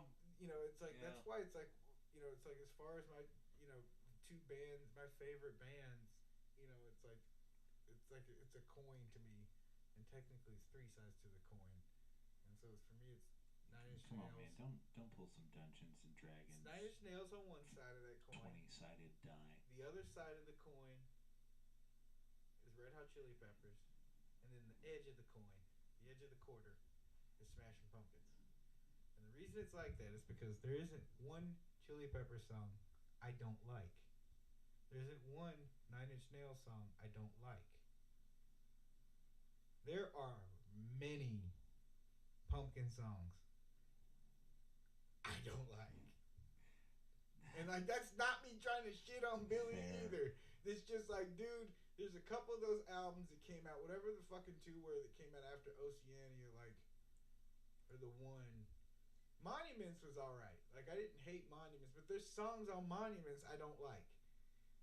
Monuments to an Elegy or whatever, like the one that Tommy Lee played on, like, it's not any of that stuff. It's like, but it's just like some of the stuff, like they've won the CYR or some shit. Like, I don't like any of that stuff.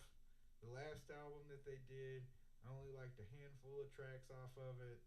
The rest of it, it's like, Oh, let's face it. That song with Youngblood, dude, stinker. yeah, like, dude, It is such a stinker. just stop. I Like, I don't want to question Ozzy. Rip, rest in power. I don't want to question Ozzy. He's Yeah. gone. He made his decision. But Youngblood, Hmm. Youngblood, I don't get it. it's not for me. No. That's what I'll say. I'll be nice about it. I'll say there's this guy I follow on social media. He's an older gentleman, and he has made it his mission to expand his culinary palate. So if you're interested in that kind of thing, Dine with Kent. Okay. Fantastic. Because he'll just go try a whole bunch of new things. He never ate at an Ethiopian restaurant before, so he went to one Oh, nice. close enough to where he lived. See, I like that, shit like that that. kind of thing. And anytime that he does not enjoy something, which I haven't, he finds a lot of redeemable things about different cultures and different foods. Um, but when he doesn't enjoy something, it's very evident, but it's not mean, and he'll just say, "That's not for me." Yes. So That's we'll go with that. that's how That's not for me. yeah. That's the way I wish a lot of people would approach stuff. That's the way I try to approach music or anything I don't like. I mean, there's mangas, there's anime, there's lots of stuff that it's like it's just not doing it for Yeah. me. My face like tells that's- on me. That's what it is. It's like just doesn't do it for me, and like Look, the RBF is real, and I'm sure It's my mantra. when I go full autism and just am not aware of what my facial muscles are doing, it looks like a very extreme RBF. Like I'm just mad at everybody and Yeah, I everything. just look that Yes. way. So yeah, Yeah. I get it.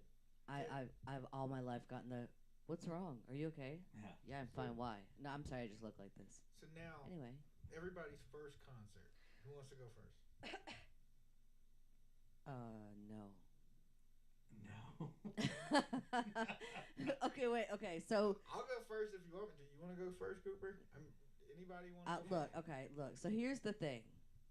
Okay. Oh, we gotta hear. So, like, first concerts that I went to, like, we had a festival every year, and we would get like older bands that would come play, and I would buy a bracelet every year, so it counts. I did buy bracelets for this, only because I wanted to go to the carnival and see how much beer we could sneak.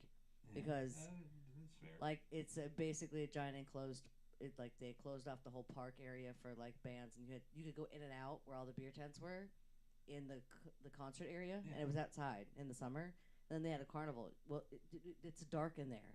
You know how easy it is to hide beer and drink. Anyway, so like one of the first ones I saw, I was like 12. Wasn't drinking though yet, not yet. No, it wasn't that bad. But it was Starship and the Who.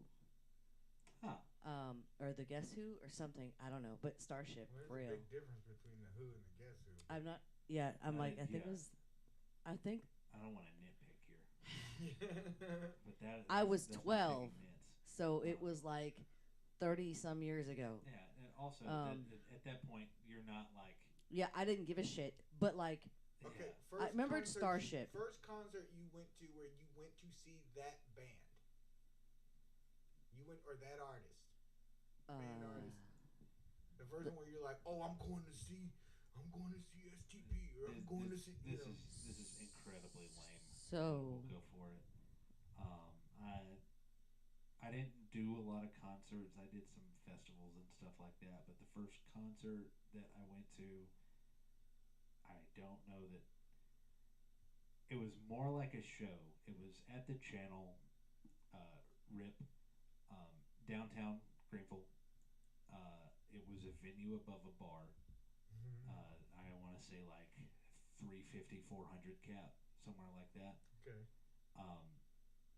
Cool as shit. It was a hardcore show. The headliner was Emery. I don't know if y'all are familiar with them. No. Christian hardcore. nice. Oh. Nice. Slam dancing for Jesus, right? You gotta do it for the Lord. Nice. But Divide the Sea was one of the openers, and they were really big in the upstate area because they were from the upstate, and they were hardcore. Hometown hero kind of. Yeah, the hardcore metalcore sort of thing, and there's also another one called Transient, and I really enjoyed them because the dude played a telly, and I'm like, you're playing this just fucking brutal beatdown music on a telly, no humbuckers, just a telly, and I'm like, that's the coolest shit, because that he was playing a Fender. I had a Squier Classic Vibe 50s, and they looked pretty similar. They do. They looked pretty similar because he had the white with a black pickguard thing going on. Nice. And I was just like, yeah, well, I could be doing that, couldn't I? Damn straight. But I mean, there was other shows and stuff like that before then, but that's just the one that stands out where I'm like, yeah, no, we're gonna buy tickets. We're gonna trek. We're gonna do it. How long was the trek? From Spartanburg to Greenville, so Okay, well, 45 minutes, if that. So, all right. So you got one now, Janine? you're gonna laugh. You lose no cool points. I'm about to lose some. So We'll be the understand. I am a child of the '90s. You all know this, okay? Before convictions or accusations and convictions of anything for people, Oh, urinating on young women. things like Specifically? that. Yeah. But I was That's 18, and the first. Robert Kelly. So the first concert that I was like, oh yeah, hell yeah, we'll buy tickets. My best friend was like, hey, so and so's playing at Milwaukee Summerfest. If you've never been there, they have some fucking great shows. But it was the opening was Foxy Brown, Nice. Okay. and it was R. Kelly. Yeah, that was the first one. It was. I was 18, and it was fucking 1998. What do you want from me? I'm not laughing because you saw R. Kelly and that was the first one you were excited to go to. It was before he peed on before Listen, he got I'm peed on laughing. girls. I'm laughing because because of Trapped in the Closet, but But not actually Trapped in the Closet. So Mad TV's spoof of Yeah. Trapped in the Closet with Jordan now Peele. listen. That was so Listen. good. Here I am. But look, so at the grocery store. Come and Cheerios. So- Dude, like, wait, so a little extra though for this because it was an fucking outdoor great. amphitheater. It was the Hell yeah. Body's Calling tour or whatever. Your Body's Calling tour or whatever.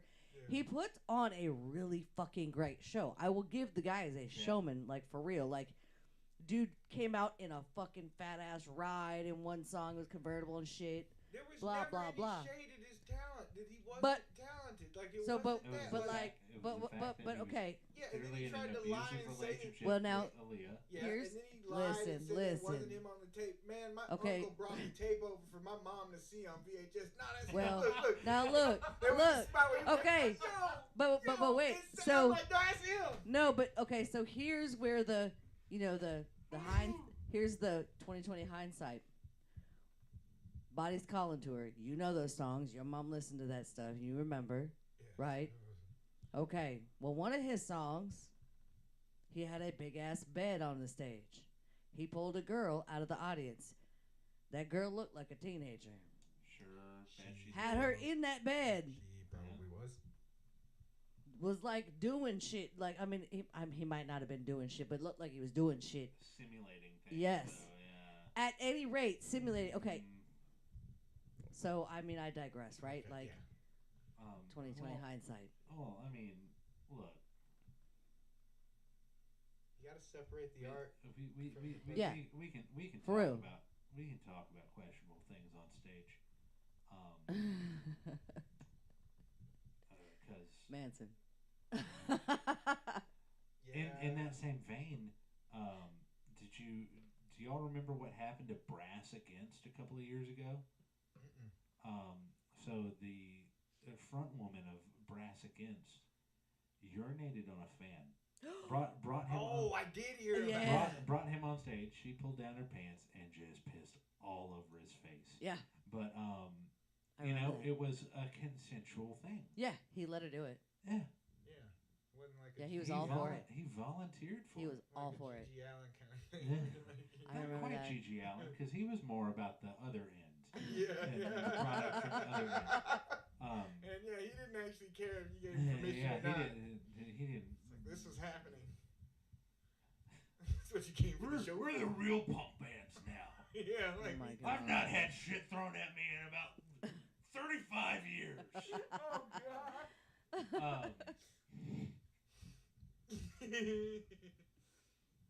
Well, my first concert was a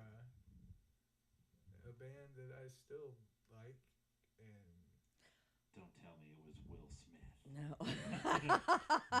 Not even close. no, it was the Sneaker Pimps. Yep. But The Sneaker Pimps. yes, but the Bloodsport tour. So Chris Corner was singing instead of Kelly. And unpopular opinion, I know, with a lot of people, but I prefer the Sneaker Pimps with Chris Corner fronting the band. I don't. I don't think I've heard them before. I'll have to do a little deep dive. Yes. Sneaker Pimps are great. I mean, that sound like you can hear a band name and be like, yeah, that sounds like something I would be Yeah, interested right? in. Sneaker Pimps. Sneaker Like, you Pimps, know they yeah, have to be yeah, fucking I'm cool. like, with a name like that, you got to have something packing that up, you know? Yeah, the first three, like, cause it's trip hop music. The first three, like, listen to Becoming X. It's got some good shit on it. But Okay. like Splinter, which is an album they only released in Europe when it came out, and me and Ryan both ended up getting imports of that. But then Hell yeah. Bloodsport they came out with, it was everywhere. And listen to those three albums. Give those three Agreed. albums a chance. They do something that they did something that was magic. Like, it was something about that shit and stuff, and like getting to see that, like, you know. But we went to see them. Like, I found out they were playing. They were going to be in Atlanta, because I was living in Asheville, and like I told Ryan, because it's like Ryan, the other guy was in with Oddstar. It was his favorite band. He liked. It was a toss up between, for him, it was Sneaker Pimps, The Cure, and Depeche Mode. I knew it. Those are his three, where he couldn't quite pick one, you know, that coin. Mhm. So, but when I told him, I was like, dude, Sneaker Pimps are going to be playing in Atlanta. He's like, what? He told his wife, and she's like, oh, we're there. So we got tickets. They were $13 a pop Good God. Yeah. at the Cotton Club in Bring Atlanta. back $13 concerts. Right. Yeah, Dude, and I $20 tickets would be great. $20 tickets would be great. Yeah. You know, to us, the Sneaker Pimps were Aerosmith big. Yeah.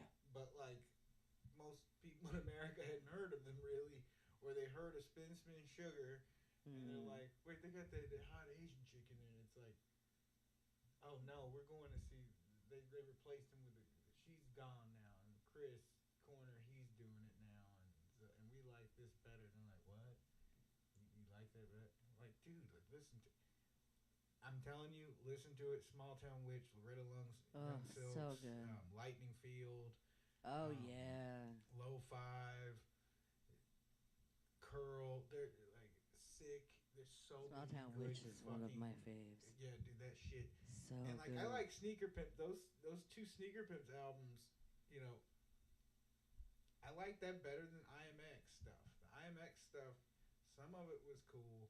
I didn't like Chris Corner's solo project, which was basically like feels like music he should have did with the Sneaker Pimps. Yeah. Like, it's like you didn't have to go solo. That was him with IMX? Yes. Because I'm familiar with them. Okay, so before IMX, Sneaker Pimps. Yes. You won't regret it. No, I won't. Oh my god, so good, and they were so good live. Like they had a live drummer, and like there were just three of them. You know, there were just three of them on stage. Like, and they held everything down, and like they were like, you know, there was no like nobody was playing just bass all the time. Nobody was playing just guitar all the time. You know, it was like one of the guys, I forget his name. He moved like he swapped around and stuff. Chris would be on a synth sometimes, and on a keyboard, and just be front. Like so they were using it was a combination of backing tracks and stuff, but like common in electronic music, like it's a thing and stuff. But like people like if you're in a punk band, like backing tracks, what? It's like I get it if it's a 3-piece punk band, like. Let's not shit on backing tracks. This is not the place for that. Thank you. But yeah, like the sneaker, like that was to see them in a small, intimate setting like that, in a room like that, and like these guys were like, you know, they were legends to us already, and it's like oh my god, and like and they were cool. Like I still got my ticket stub that I got them all signed. Like to this day, I still have that thing and shit. And like, but that was the first concert that I got to see that I went to. And I've since seen all of my favorite bands. I've seen all 3 of my favorite bands, and usually in smaller settings than normal. So it's like I got to see Smashing Pumpkins at the Orange Peel. Ooh, that would have been good. Yeah. When they did that fucking residency show, it's like, oh man, like dude, like they fucking opened it up. Like Zeitgeist wasn't out yet, but it was coming out. And I hadn't heard, like they opened it with United States, so it's like, fucking, like I was like right between Billy and Jimmy, like I was like between Ginger and Billy, so I had a straight shot at Jimmy, and like I didn't care about Schroeder at the time, like he's good and everything, but like Billy and Jimmy were the reason I was fucking there. Yeah. I mean, let's just not get this twisted. Like if you like Gish, you like Siamese Dream. That was Billy and Jimmy and Butch Vig going to work. Yeah. And that's what they did. And like, so I fucking love Gish. Dude. Tristessa. But the whole album's good. But like, getting to see, they start out United States. What the fuck? What the fuck? Whole show solid. Like I fucking loved it. Like, dude, Billy comes out there. He's got this fucking Schecter, a baritone Schecter that he plays that with. Like, dude, like he was wearing the striped fucking shirt and stuff. Like it was like, dude, it was like this fucking comic book superhero like came to life. Yeah, it's like, oh my god. And they did not disappoint like at all. His vocals were on point that night. They run a tight ship up there at the Orange Peel, I will say. They do, and it's one cool. show that I've caught up there was Godspeed You Black Emperor, which that's post rock, so not vocally anything. A lot of very long songs that are they might have snippets of samples and stuff like that throughout, maybe to do vocal work, but it's mostly just instrumental, building to crescendos, fading in and out. I dig that. They were very interesting. Also, they were like a 20-piece, like that. There were some orchestral elements, and it was very cool. And the production going on around them, like with the images that they chose to project and stuff like that, made it very engaging, and very thought provoking. So that was cool. But the venue itself, top notch. You can get really close and really, gotta get there early though. Yeah, and it's because it's like it's only like it's just under 1,000 cap venue and stuff, and like playing there is awesome too. Like that was the time we got to play there. That was fucking cool. Like because like you load in through the bottom in the basement, and there's an elevator. Put all your shit on the elevator. The elevator goes right up to the stage, so the stuff just gets pulled. It's like it was the nicest thing. But I was like, I remember getting there and I was like talking to this radio guy. I was like, so which dressing room were the Pumpkins in? It's like it's like there's just nothing in there anymore. So, but it's like in the same room, and Chamberlain and Billy Corgan were in. Maybe I can get some essence and some dust and just huff it real quick, Yeah, like something. that magic that's still there. And there's been a lot of cool shows, so I imagine other people have been in there. Yeah. But like, Jimmy Chamberlain like is the whole reason like I even decided to play drums. Like he is goated. yeah, he is the Yeah. thing that spawned me wanting to pick up drumsticks and get into drums in the first place. And like as far if I could only pick one person from that band to do a track with, it's obviously going to be Jimmy Chamberlain. Yeah. Like and you know what? That's a good segue into playing a song from Dare to Share. Um, Miss You Madly. I think we should play that. Miss you madly. Because I Sorry, used that's Jim Morrison. M Audio did. They were supposed to do like 2 or 3 volumes of this shit, but they only did one. But like they did Jimmy Chamberlain series, and like you get all of these All of his royalty-free samples that Yeah. Jimmy Chamberlain did, and so "Miss You Madly" is one of the songs I used that Jimmy thing to Chamberlain. make. Yeah, so it's like Hell yeah. you know, I'm like going, because if I fucking ever got a chance, if I ever got a fucking chance to play with Jimmy Chamberlain, I could come up with some shit. And like you know,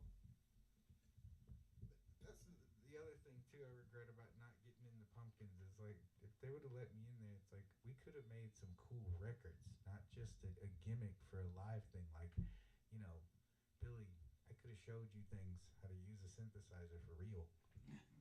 Haha. I'm going to pee. So you want to play Miss You Madly? Yes. I heard this. I'll be right back. You've heard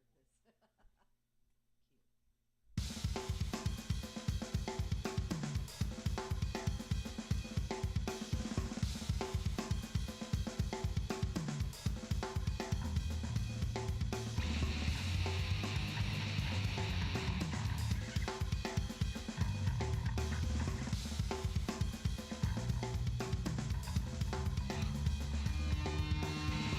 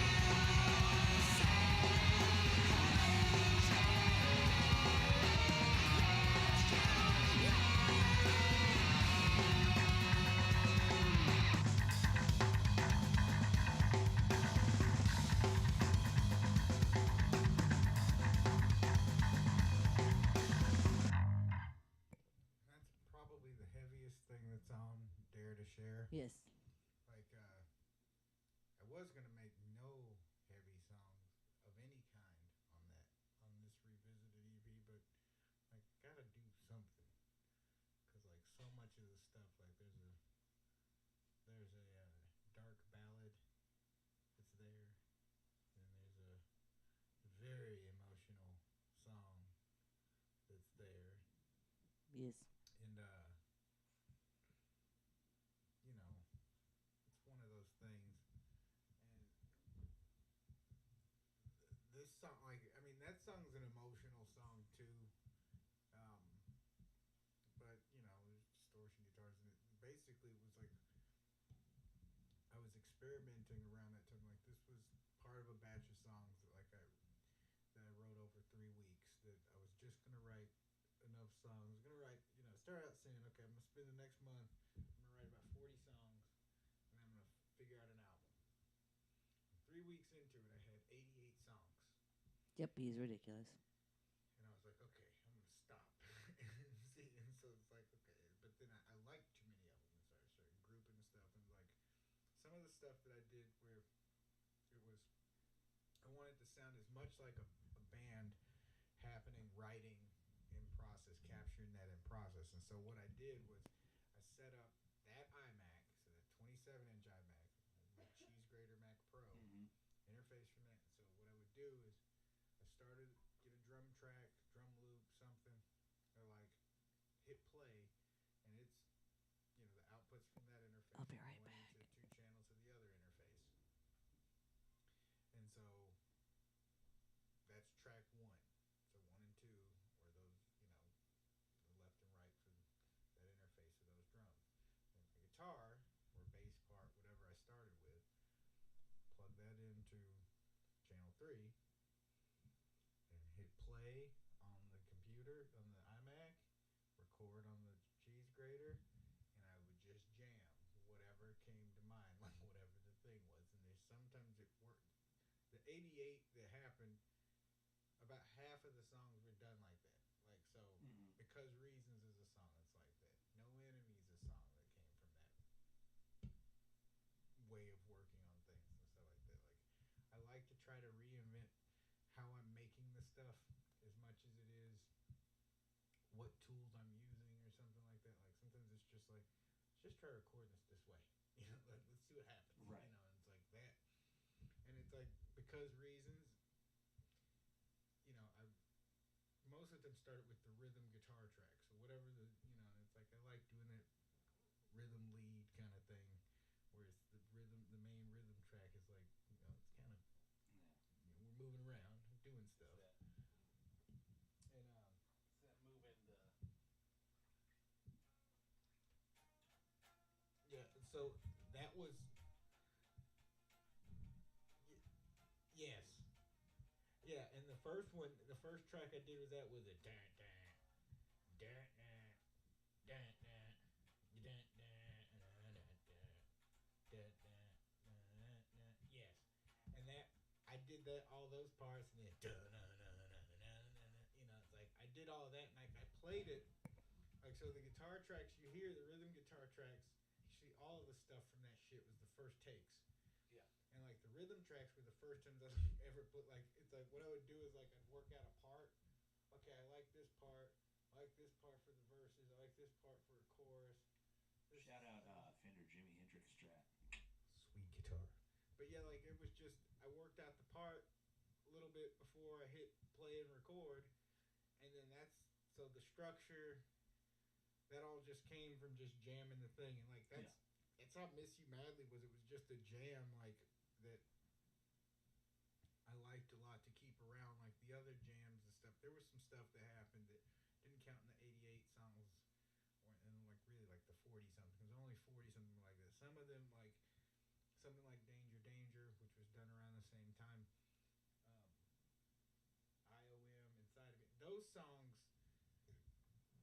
I constructed those into parts. Like I knew, like okay, let's do the drum track, and then we'll do this in the verse, and there'll be a breakdown, and we'll do that. So I got to find a synth sound that I want to use for there, and so like I call that the analytical song because it's like I'm thinking about the parts, and it's like Miss You Madly, Because of Reasons, no, those it's more of a puzzle than an organic process. Yeah. Hope is another one. The reason Hope is 6.5 minutes long is because it was just this fucking jazzy jam I was playing that I was having fun with, and it ended up being that long. There's two guitar solos in it because I wasn't thinking about the words or Yeah. like it was just like I was just feeling it. It's funny. I kind of take a both paths at once approach.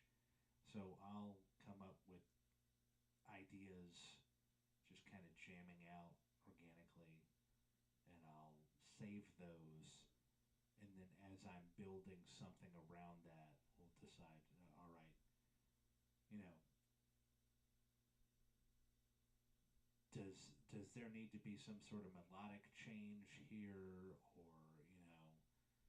I don't want this to get too repetitive sounding, or that's kind of the end all be all of my process. It's let it sound as natural as possible. Still think about it a little bit, but not force it too much. Yeah. Because if you, I don't want to ever force something so much that I end up sounding entirely like a vaudeville act or something like that. Exactly. Whereas Diamond Dave can do that. I'm not Diamond Dave, man. No, you don't want to be. No, I don't want to be. I want to be Cooper. Yes. It's Some like, days. oh. But yeah, but see, you get it. Like that's where it's like there's different.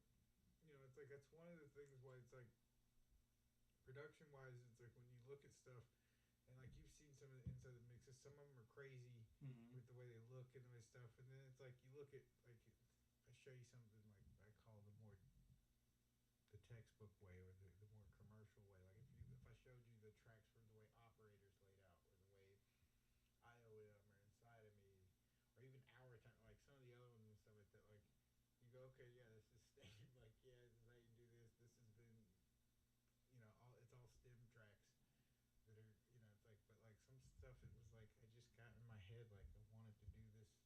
No, let's get all these different tracks. We're not comping anything. We're not doing any of that. We're just gonna fucking mix it like we're gonna treat this like we're in the '60s or the '70s, and all we got is a bunch of faders, and all, it's like we just got a bunch of tracks. Like let's just try this. Like I just like it's hard drive space is cheap. It's like there's so much stuff that we can do and just try, experimenting with and stuff that would have, killed your budgets back in the been days so of tape. expensive. Yeah, and it's like now it's like that's why it's like when any band doesn't, it's like, oh, you only did 8 layers of guitars. Green Day does 8 layers of guitars. Come on. Green Day. Let's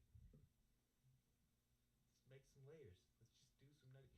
And what I'm working on now is some really nutty shit with layers. Like I'm making. I get kind of Kurt Cobain about it. Oh man, I don't want to sit there and do 4 layers. See, sometimes I'm like that. Sometimes sometimes it's like I want, and like that's where some of the songs from that 3-week period, some of them were just as stripped as possible, like down to like it's like I want it to be like. It was like it was a minimalist approach. It was like, and then other times I'm like, all right, so I played this guitar, so that gets 2 tracks. We're gonna pan it left and right. yes. I also played this one, and that gets 2 tracks.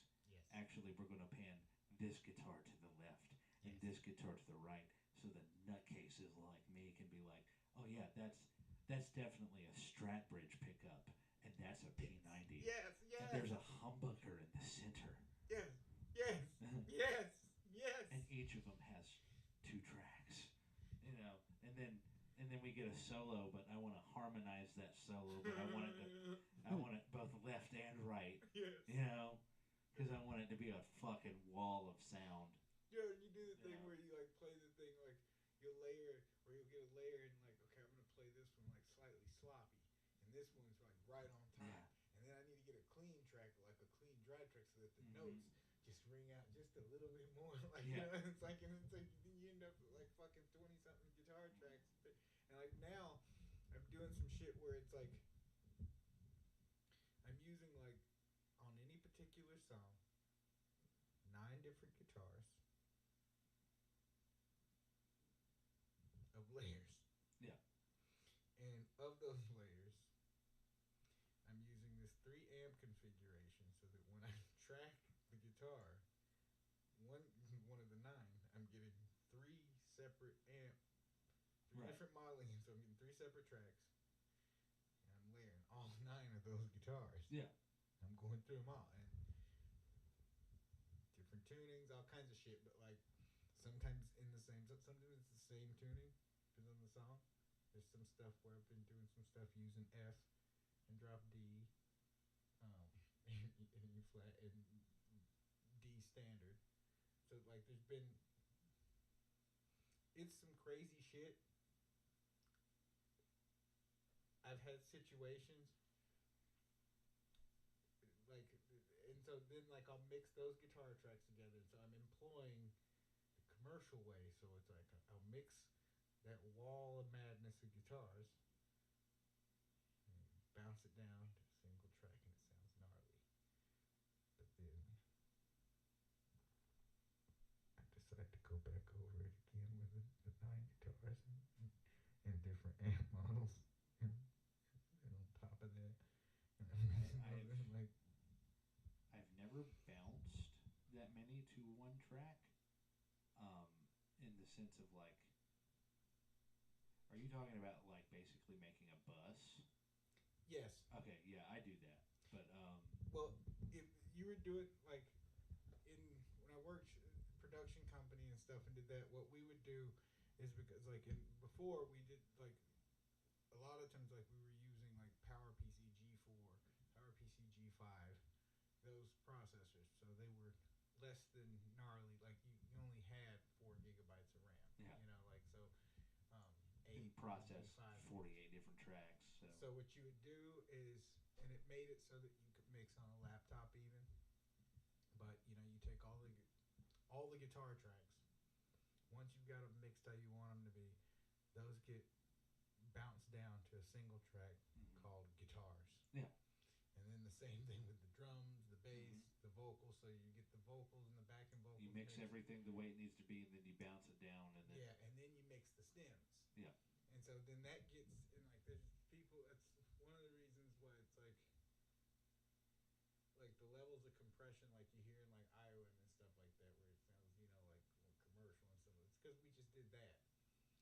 When it doesn't do that, it's because I didn't do that. Yeah. And like, I don't do it to just be an asshole. Wait, when you don't use a technique, it doesn't end up sounding like the technique. No, and it just, I want it to sound like, I just, you know, like Miss You Madly, I didn't do any of that. Like, any of that. Like, all the guitar tracks, it's like, all the layers and layers of guitars that I did, like, they're all going at the same time. Yeah, I probably could have made this or that sound cleaner or whatever and shit like that, but like, You didn't want to. like, there's something about, like, the authenticity of it, like, the rawness of it. It's like, because it's like, that was another thing when I was in production land. It's like we'd have, you know, label clients and stuff like that, and like, you know, most of the time not huge stuff, but like a lot of indie punk stuff, like indie electronic music and stuff. And it's like a lot of times we were trying to beat the demo, and I wasn't you know, big wig enough to fucking make any decisions or anything like that, or to make any calls like that. But like, I always was like, why don't we just work the demo? Why don't we just, you know, instead of trying to re-record everything and try to get the rawness, the freshness of the demo, you know, like, why don't we just refine the demo? Sometimes you really can't. just work from that. Well, in this case, they could have, because it's like a lot of times we built all of the other tracks. What I mean is, sometimes you can't beat the demo. Oh yeah, Yeah. yeah. That's what, Sometimes you can't beat it. and there was a lot of times we didn't. Like, to me, like, there's a lot of times where I'm like, we did this band a disservice, like making these things the proper way, using quote unquote good gear. It's like that shit, dude. It was like, because it's like at the time, it's like, you know, it's like, okay, yeah, we're gonna run this shit through the Mesa, and like, you know, it's like whatever they had, whatever shitty gorilla amp they were using and shit shit like that and recorded it, and they put an SM57. Like that sounded like not the gorilla amp. yeah, dude, that shit sounded fucking nasty. You know, and you're like, it's a gorilla amp. It's gonna be nasty. But it was in a good way. Like Yeah. it worked, and like you know, there's a lot of times, like I said, like you don't end up beating the demo. There's some people that don't like the final version of Operator. There's some people. I don't think I've let you hear the demo version of Operator, but there's some people who like the demo version of Operator better than the finished one. I don't. I don't. I don't hate the demo version though. I still Right. love the demo version, and like I do sometimes. Like at some point on one of these streams, I think I'm gonna play along to the demo version as opposed to the. It's the same thing with Inside of Me too. The demo version of Inside of Me is way more ravier sounding, and the guitar parts are slightly different, but it's still the main same part and stuff. But like when it goes to the breakdown, there's something that fucking happened with the way I mixed the guitars and the way they just the way I performed them in that thing and stuff. Where it's like Inside of Me and IOM. IOM was something me and Steven were both like, let's reconstruct this song. Inside of Me was he helped with some of the mixing and stuff. Like I mixed some of it, he mixed some of it. Production bits here and there and stuff. We kind of back and forth. That was a 50-50 kind of job deal there. But IOM, it was more of him on the mixing stuff and shit, and then me on the mastering side of stuff. Like I mastered it, he mixed it for the most part. Like I made some minor changes and stuff, but like most of it was mostly the C-Volt mix. But yeah, like there's stuff about those demo versions I like more than I like about the finished version. Doesn't mean I don't like the finished version. Now, Operator, I prefer the finished version as a whole to the demo version. The demo version, like I know what's wrong with it to me, and there's stuff that we did, but like the demo version, like the drums sounded acoustic.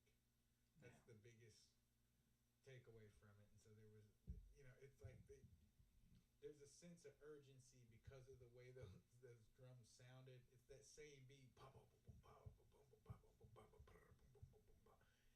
but it's like it sounds like a drummer instead of a drum machine doing it. Yeah. And like so, I do like. That's one of the reasons I don't show people the demo version because I've had more than a few people tell me, "You guys fucked this song up," and I'm like, "What? No, I didn't fuck it up. Like, okay, we should probably do another couple of Dare to Share songs because I said I dare you. we play songs from this and we're having a good time. So I keep my word. Yeah. So This is the podcast we want to. episode. Yes. Do we want to give a? Do we want to do? We got to do a couple. Like I can't talk about the softer songs and then not play any of them. That feels kind of. Even though I don't enjoy sitting here listening to the softer songs because it like, I'm like, I'm still an angsty 17-year-old in my mind. There is a happy sort of sounding. Okay, but the Up. sometimes you gotta get it a little soft. Okay, well, Yeah. we'll do Our Time first and then Damages. How about that? Meow. That sound good? Sounds good to Okay, me. Our Time's interesting because it's written about the same girl that IOM was originally written about before. I did Our Time first. It's the only song that I've written that I wrote the lyrics first and then made music to fit it. I was really feeling this girl. I thought we were going to be together for a while. And now look at you. And it just, You got the better It end wasn't of the her. deal now. And I He did, did. but I only wrote the song because, like, she said, like, I'm still writing songs about my ex because it went so horribly wrong. The one Operator's about and shit. Rage, well, Rage not really about her, but like anyway, Shallow, those songs. They were about this relationship that was my first serious relationship, and it went horribly wrong.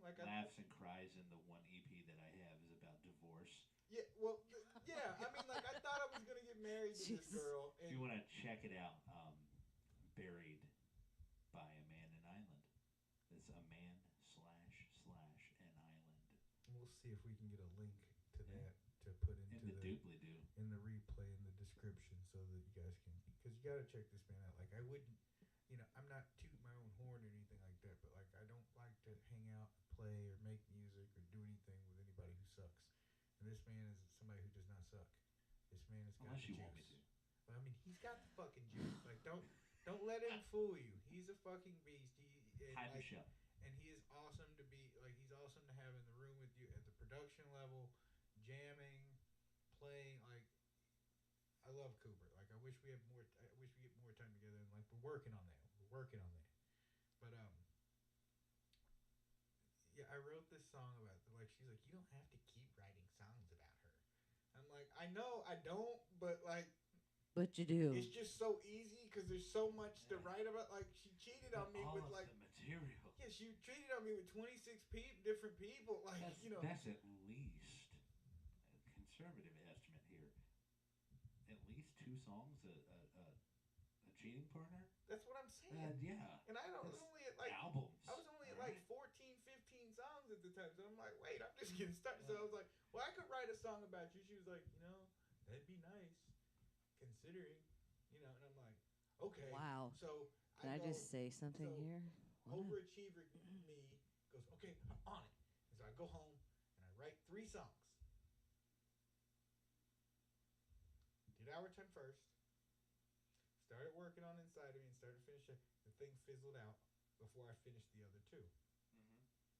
No, before I finished Shocker. Inside of Me. Above Ground was about her too. Really? Yeah. Yeah. That's one of your. That's one of This her. is gonna have him below ground. That's one of, yeah, that's one of her favorite songs too. But like, Above Ground was about her too. Yeah, Yeah, but I no. told you what I thought of that girl, and I'm not wrong. And IOM as a abbreviation is like IOOWEM. We won't say what her name is, but like it actually is kind of funny that they do because I do owe her for those songs. Like I wouldn't have wrote those songs Yeah. if it wouldn't have been for that interaction. But Inside of Me got rededicated to music, so it's like I'm singing to music, the personified, Mhm. the muse, for the creative muse for everybody that's out in the ether. Our Time though was written about her. There's specific inside things in the lyrics that were, directly me to you, our thing, shit like that. Like I really thought we were gonna be some magic. Like I thought something Hmm. was. That was some something's magic, all happening. right. And that. Yep. Nope. The last thing we The like. best laid plans of mice and men often go awry. I knew on the way back from that Ken Andrews concert, this is not going well. Mhm. This is not going to go well at all. Like I think this is cooked. As the kids say, it's cooked. We're cooked. We're done. Cooked. But, Yeah. So play the song. Like, Roll that beautiful bean footage. This is a great fucking song, though. So You heard it here first, folks. Great fucking song. yeah, if Janine says it, it's true. of course it is. Everything she says is true. Okay, now I'm gonna think of some other shit.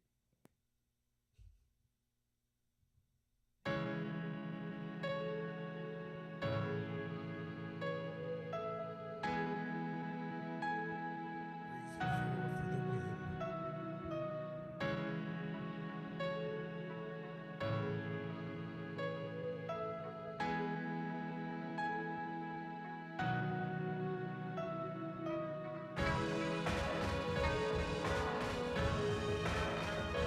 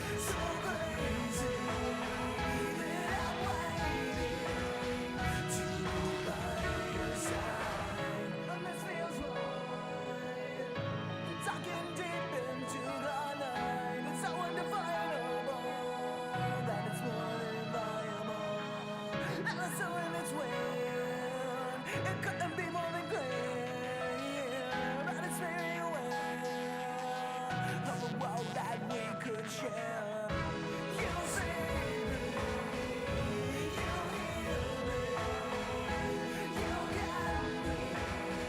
This is our time, and you made me so crazy that I'm waiting to be by your side. Different books, same page. Yeah, it's always at the stage. So let's go, let's go. We'll push the borders, break every boundary. I have no reservations. You'll find no hesitation.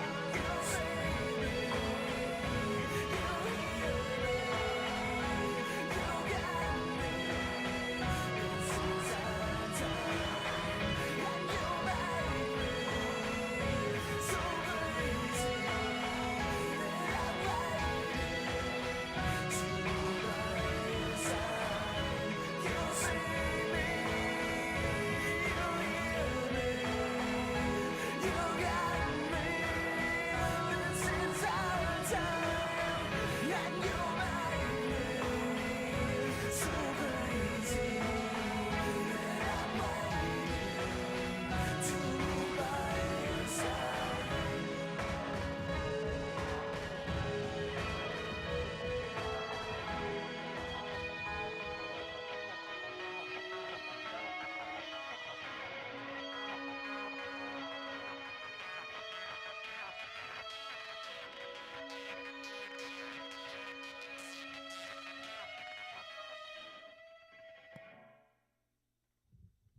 Yeah, she So missed good. out on all that.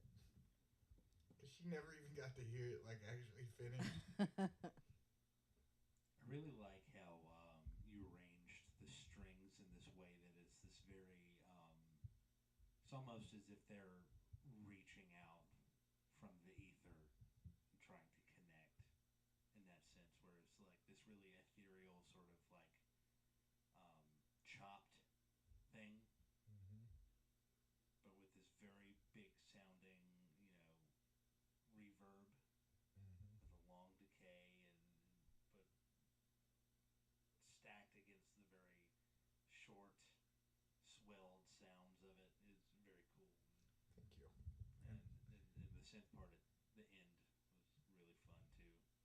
Yeah, like it's like all the guitars, like it's mostly guitars, Mm-hmm. and the thing where it's like a lot of the sounds and stuff like the woo, woo, that was a guitar. I was doing that volume thing, Yeah. do the knob up and shit, and like Yeah. had a delay sound, and like again, my RP50 handled most of the sounds that I didn't. It was just layers and layers and stuff. But like there was, it's like which I'll show. Like I'll show you the next time you come over. Like I'll show you that. I'll show you the synth track there, and you'll be able to go, holy shit. That really was mostly a bunch of fucking guitars stacked and stuff. But like the violins, that was reason for. Yeah. Play the controller. And with my Kurzweil, actually, like as a controller, that was what I used Mhm. in playing it and stuff. And like just was. I was really feeling that relationship. I was like I put my heart into the song, like and like was and like we met online, so it was like the whole thing about the connection thing, and like we mostly did most of it talking on Yahoo Messenger, with that kind of thing, and then it was like okay, well, we get together this weekend and blah blah blah, get together this week, shit like that, and so and like we were both into or certain books and stuff we were into. It was just you thought something. It was like you thought this is just magic. This is just all this thing and stuff. And it inspired that song. And like I don't hate it. And like we've played it a lot. Like it used to be one of the old staples of the old thing. It's like if we only played 5 songs, Operator inside of me, Rage, Our Time, Shallow. Those were like the go-to. Like we'll always play those songs. So it's kind of been weird. Back in this, like doing it since we did the live stream, I've never played Our Time, or even like played. So it's like it's just been like strange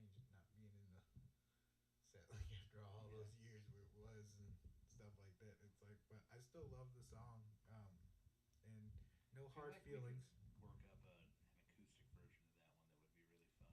Yes, I am down with that. We should definitely do that.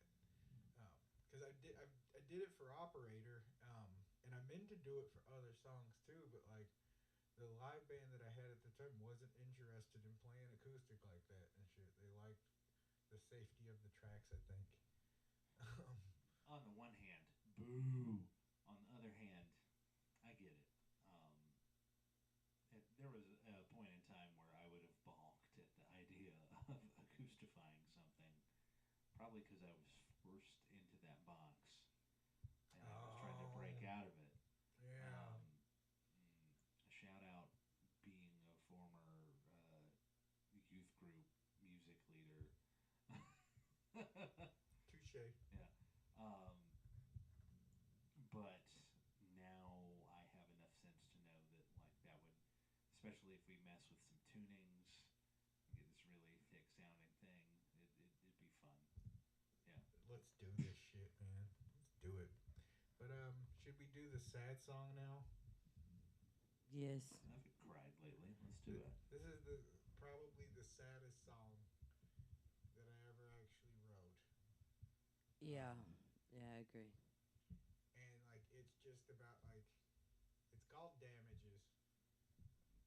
And like I'm sure everybody has got like, especially if you're from a western country, I'm sure everybody's got those damages, those things that have happened in their life that stick that stuck to you, shaped things in your life, shaped, you know, relationships with your parents were and stuff like that. And it's like, you know, like I even had a moment like it's like I remember showing that song to my mom, and like it affected her, and she just looked at me, did I damage you? Like, you know, like we'd have a hug moment and stuff, and it's Yeah. like some of that shit was some of that, yeah, you know, some of it was from them, you know, but it was like it was when I wrote the song, it wasn't specifically about just her, wasn't just about parents, wasn't just about relationships. It was like There's a All accumulation encompassing. of the whole feeling.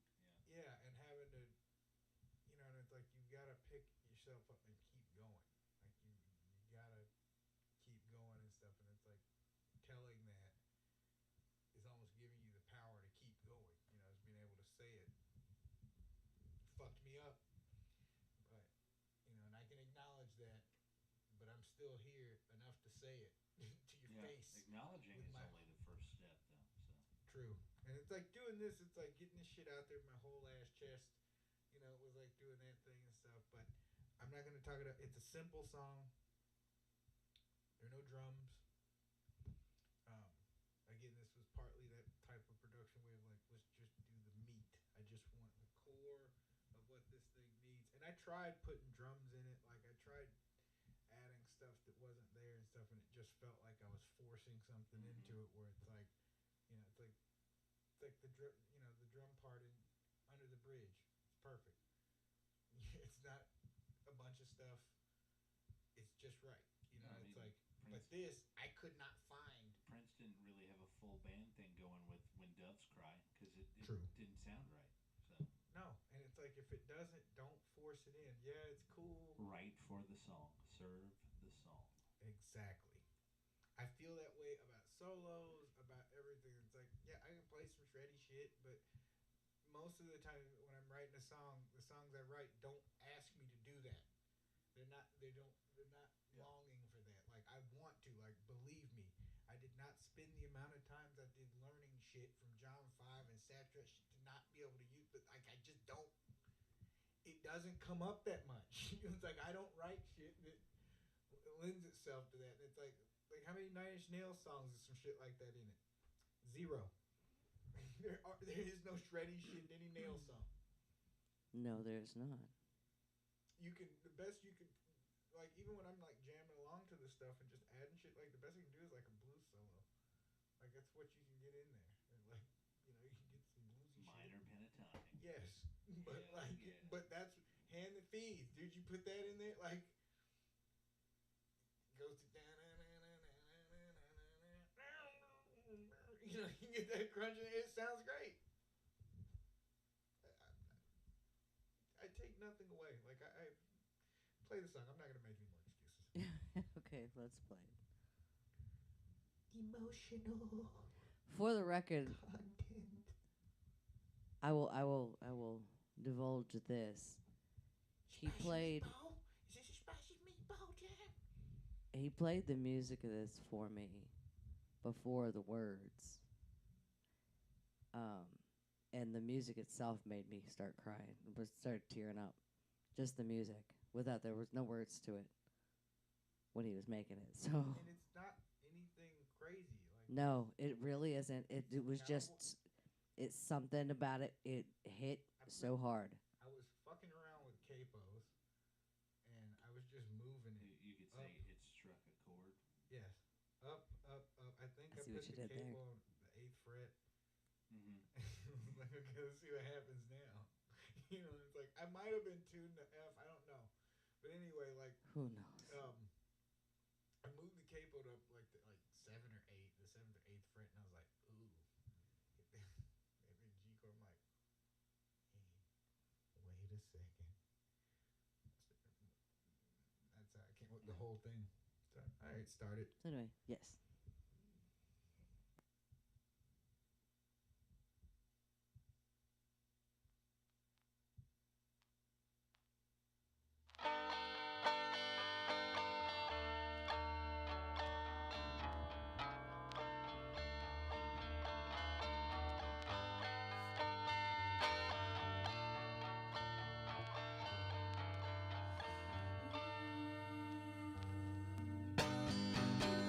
Thank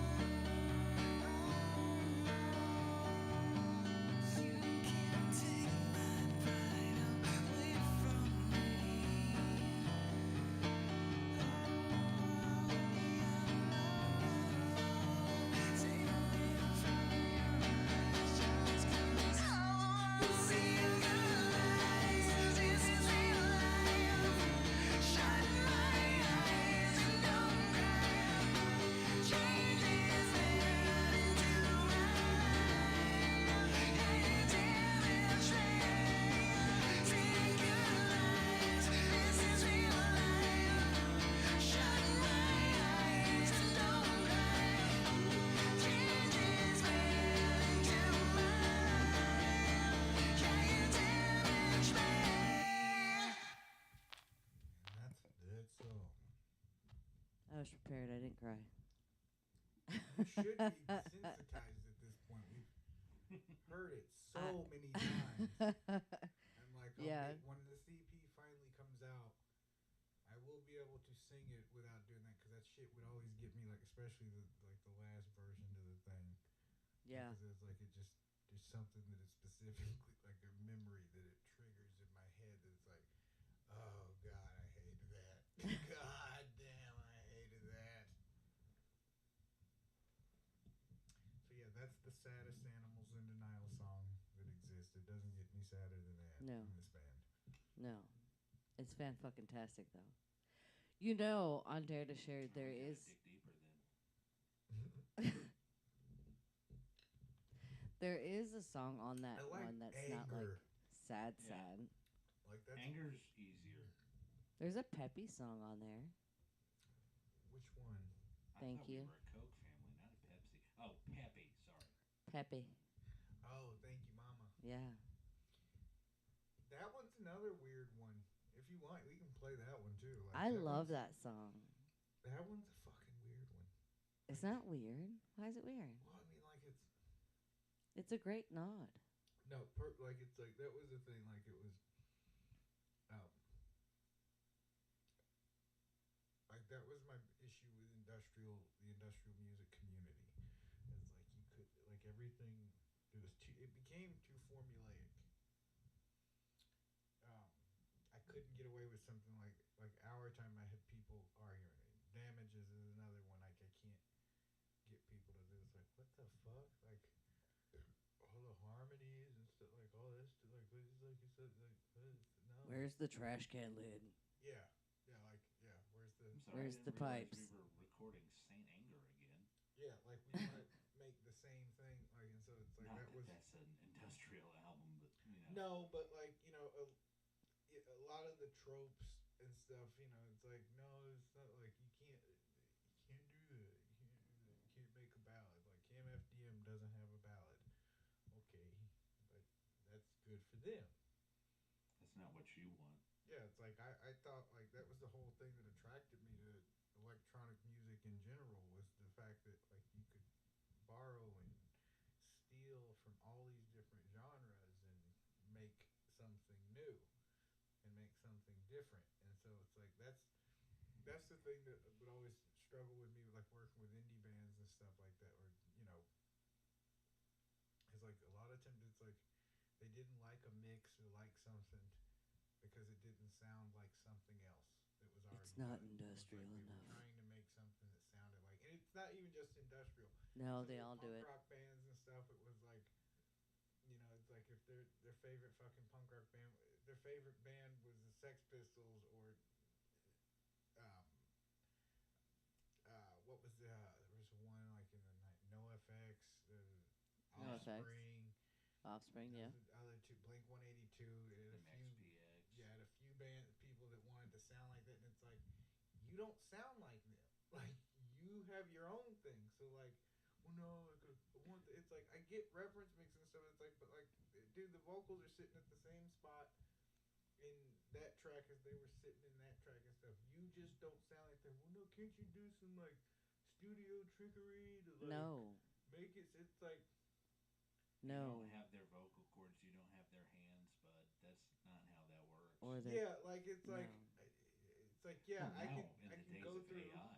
Well, and even Well, back yeah. then, like with stuff like there was shit that it's like, dude, if you want us to start to comp out your vocal parts and like cut up all the things and start doing note replacement and shit and like, Oh like god. dude, like what is like what is No one it? wants to Like, do it's that. Like Frankenstein's monster that that even Dr. Frankenstein didn't want, and it's like a lot of times like you'd have guitar players or it was like or drummers. It's like well no, they'll just use drum replacement software. They'll just use this. Like they can just do this in the studio. It's like yeah, and you know how much money that's gonna cost for one.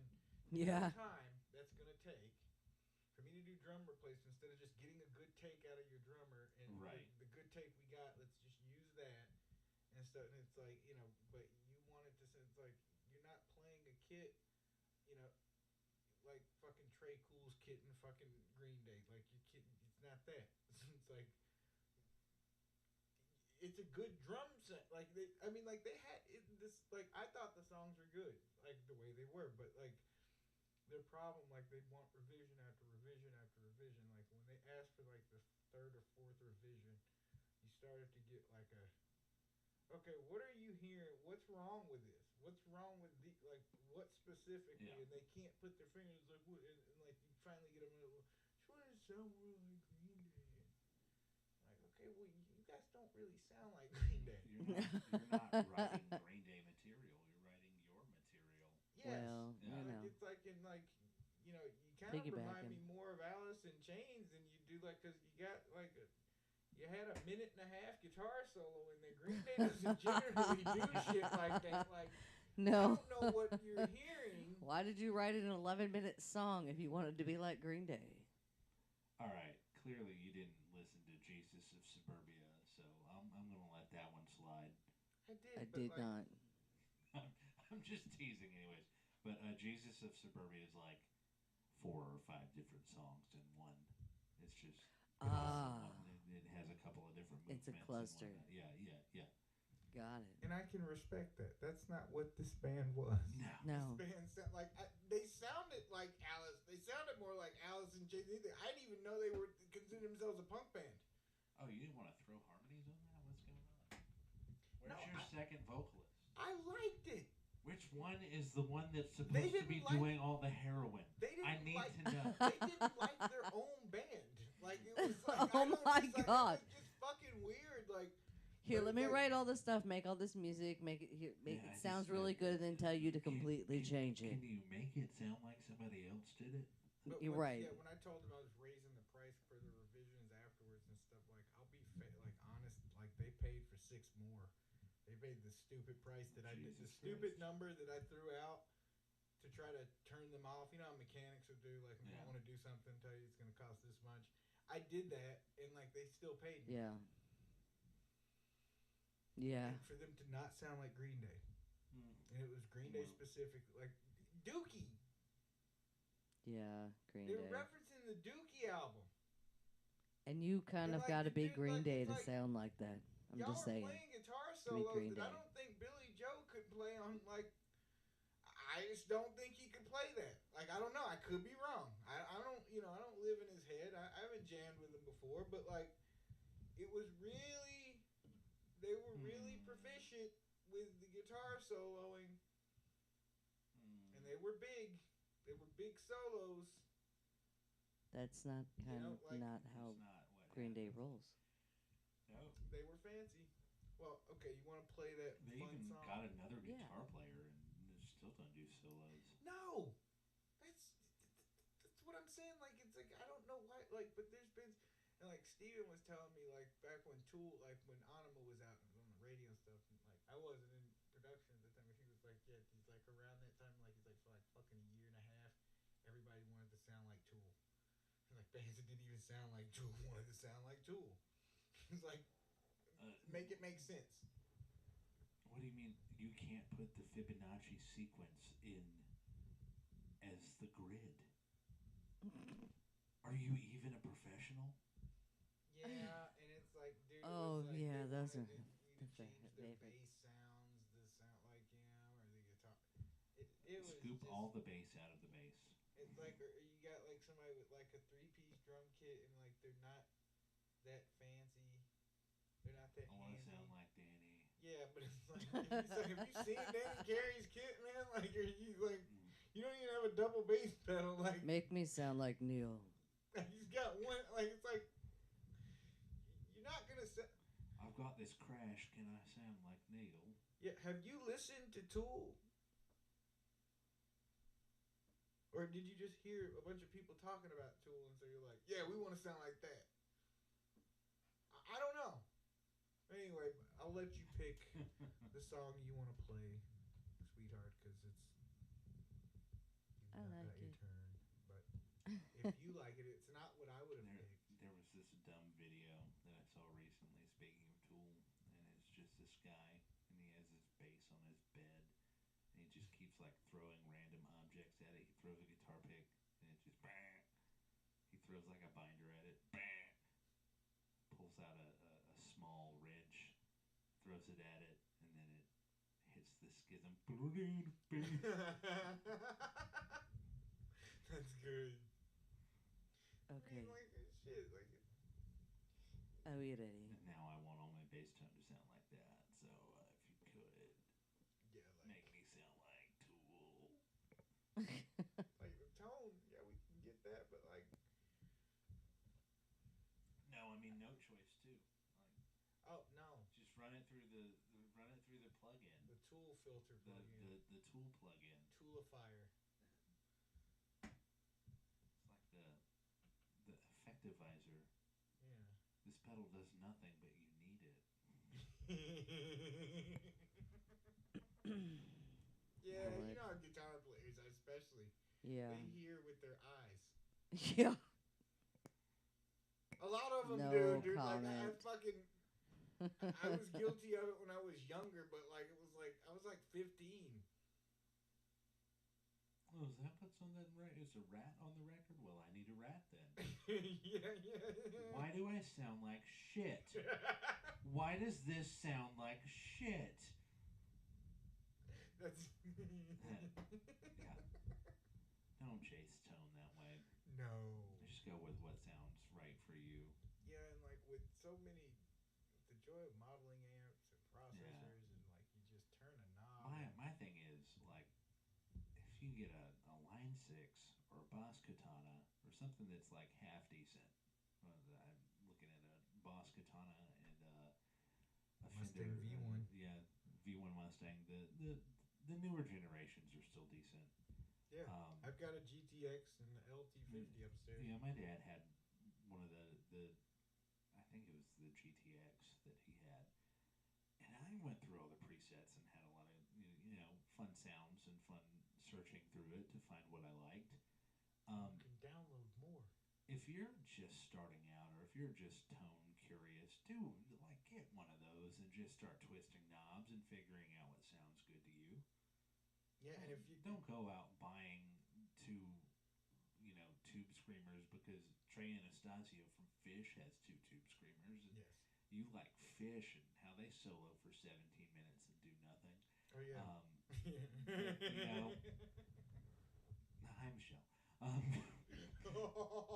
No, she doesn't like Fish. That's why I'm picking on him. So I hate Fish. dude. you don't need to just do what they do. Do your thing, and you might find that sure you like the two tube screamers, but you want to stick a delay pedal right in the middle of them. Do it.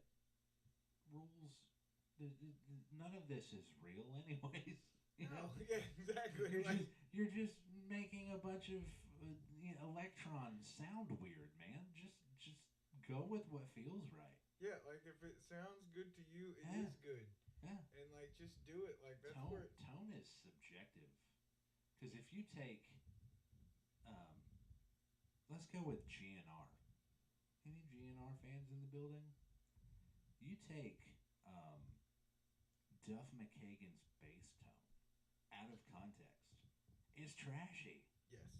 He's got like very little bass. He's got a lot of high mids. A lot of the time, it's just soaked in chorus, but in context, totally cool. Pops, and sits in the mix perfectly. I completely agree with that. Like that's where it's like it's like even when I'm just recording animal stuff, like there's sometimes like I'll record a part, like I get to mix it and I'm like, oh, there's kind of a mistake there, that something's wrong with it, but like it fits with the rest of the stuff and the spirit of the track, like so it's like it's got a good Like I spirit, coughed just one keep it. time doing a vocal take, and I'm like, I'm gonna just put some effects on this and leave it because it sounds cool. Yeah. That's exactly it. Like that's where it's like mainly trying to like come up with these. It's like I remember like when I got into tube amps for a minute. This was before we moved from Asheville, and I kept I bought Shout out Heyday Music, love those guys. I bought some boutique shit. I bought some standard shit, Mm-hmm.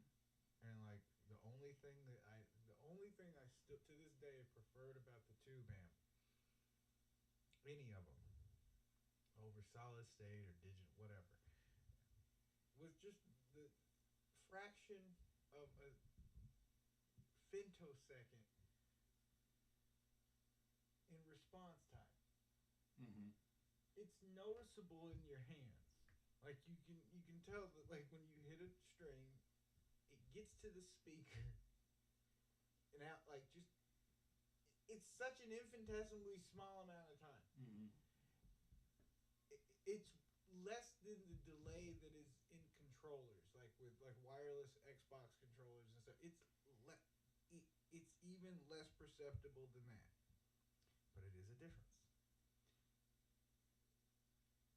Tone wise, there's nothing I did with those tube amps I couldn't do with my digital amps and stuff. And there's here's the thing that's gonna really piss people off. Say it. I prefer the modeling shit, digital shit than I do the tube amps. Tube amps, it's like, oh, you still know what you do. It's like, If you were alone in that mentality, Kemper wouldn't have sold as many units. The Thank Quad you. Cortex wouldn't be a thing. thank you, The Helix wouldn't be a thing. thank you. There's a time and place for everything, including tube amps. I have a tube amp at home. I love it. But I record everything modeling Yeah, like, because it is way more convenient. And I live in an apartment. yeah, and I said, you know, for fun, like, yeah, do I want to have, like, you know, it's like, if I get billions of subscribers and all this other shit or something like that happens or something, and I've got enough money to just have a room full of, like, the, you know, fucking Wagner, you know, JC. Are you going to go full Rhett Shull? Are you going to film the studio? No, I just have. Construction? I wouldn't even film the shit. Like, no, I just have a room that I had like a bunch of 100 watt. I have a 100 watt plexi head, a 100 watt silver jubilee. Like, I'd have a bunch of stacks, and I just go in there, put some earplugs in, go in, it's like crank so you can feel it. Shit hit you in the chest, like, you know, like. But like that just for shits and giggles. Like, I might only just strum a G chord. You know what I mean? Yeah. Okay, so there have been 2 times that I've seen that happen and results videoed. Sweetwater did one where they set up at their amphitheater. They set up like 8 Marshalls cranked, Oh, shit. and they had people come in and play, and it's just like if you're not used to it, it's a lot. It's a whole sensory input. But they did Dual rectifier. it wasn't Sweetwater that did it this first time, but I think it was at a NAMM show that they built a soundproof or mostly soundproof room and got a Marshall stack and just had it on 10. Oh my god. And they invited guitar players to just play what felt right. Oh my god. And Phil X, who is one of the internet personalities that I really like, he's a fantastic player. And real shreddy. He plays for Bon Jovi now, so you know he's got chops. He's been around forever. Sambora had chops that are fill those shoes. Yeah. But he got in there, and he's like, I can't even think. Like, it's just so fucking loud. And they sent him in there with earplugs, obviously. Yeah, because it's gonna blow your fucking eardrums. yeah, like But he was just like, it's so loud, I just didn't know what to do. I just started hitting basic chords and just chunky power chords and stuff, because that's all I could process at that point. I could see it, dude. Like, cause there's fucking like I remember like There's power in an A chord, just yeah, play it like play with 100 like play with a dual rec, and not even getting a quarter of the way up with the volume. Shit was like, you know, it's like almost like too much to fucking deal with. And I mean, these were small. This was in a garage that was not well insulated. Like, this was that, but we had the garage door open and shit like that, and it was like still like too much. it is Yeah. like it's the fucking thing. It's like I that's had the thing. I had Like, a hot rod. I much Deluxe. I had one of those It's a too. lot. That was Very loud. the last one I kept. Like, I thought I was gonna keep that one. I was gonna keep one tube amp in the arsenal.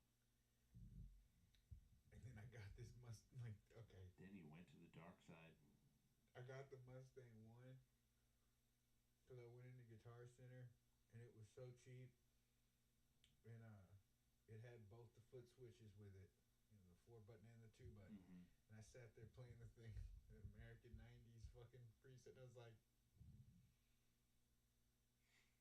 That's a good preset, dude. I'm like, I love fucking, that preset. yeah, I know, I'm like, I fucking love this. I'm like, why do I feel So wrong? chunky. Why do I But feel once you get to the 2000s, it's too scooped for me. True. I want that big, chunky, I agree. still mid, not mid heavy, but it's got a good mid presence. The to it. Bassman model too.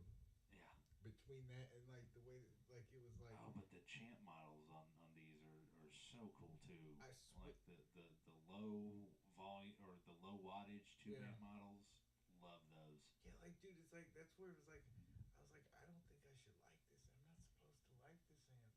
And like I had a Valve King or whatever. Like I had a bunch of fucking like I had some stupid tube amps at the house that were like way more money. Like it cost way more money than that thing did. Like I think I got that for $150 with both of the fucking switches, and so it was like I'm sitting there going. One of my biggest regrets is selling my Roland Blues Cube. Oh no. Yeah, because those and it was one that it had a second channel. It was just so the Blues Cube that I had was the Blues Cube Hot. It was around the first time they came out with that in 2017, 2018. It was a Guitar Center exclusive. I was working at Guitar Center at the time, and I was able to demo one, and I'm like, yeah, this is really cool. It was modeled on a 1959 Bassman, so they completely emulated it digitally, and the hot mode or the channel 2 is just a Bassman with an super overdrive in front of it. Damn. So, Why except did I don't know.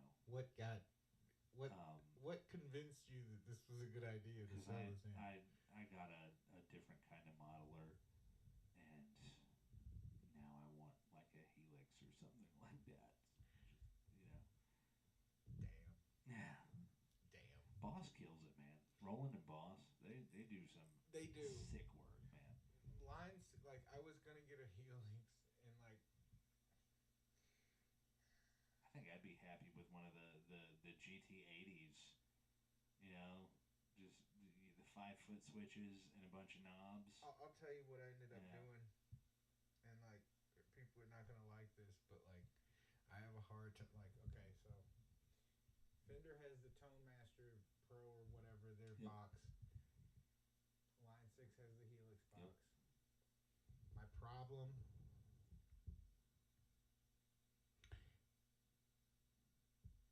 is I'm a bit of a tech nerd. I'm a bit of a lot more on the software side than the hardware stuff. And I just don't believe that these companies that make guitar amplifiers and guitars in some cases. Actually, they both make guitars. Line 6 made some guitars, those Variaxes.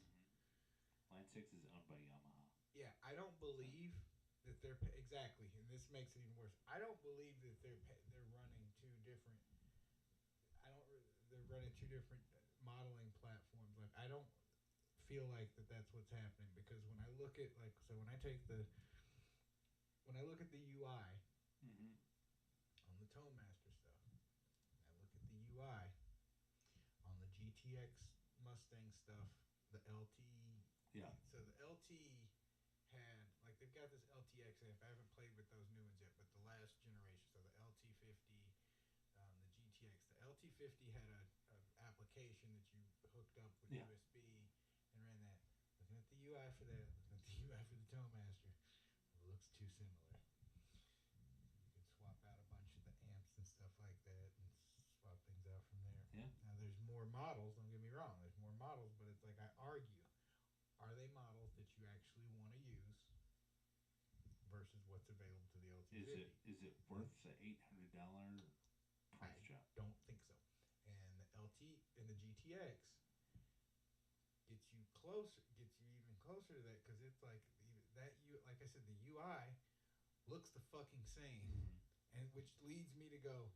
So I'm supposed to believe that y'all did a whole different way, figured a whole different way to, capture and model, how to code this for this box versus this box that has a speaker and is cheaper.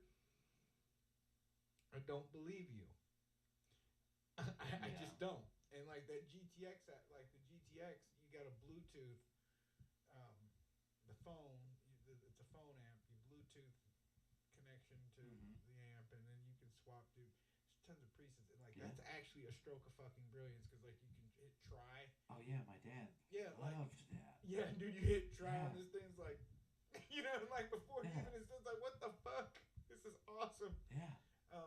So it was like, cool. I lost hours of time playing with that. Yeah. And so it's like I argue that it's like when I looked at the amp models and stuff, it's like the GTX. The whole reason I bought it is because they finally like modeled a Silver Jubilee. That was the main reason. I was like, hell yeah, I want that. I'm not gonna buy a Silver Jubilee because I can't ever turn it up in spaces that I'm recording, and it's not like there was reasons. It's like buying a high watt and not living on a farm, Yes, exactly. Fucking Bogner. But like looking at the Line 6 stuff, the Spider amps, the editor software looks just like the Helix native software. And like I would argue that buying if you're gonna buy one or the other, if you got an interface you like, and you know what they try to trick you into doing?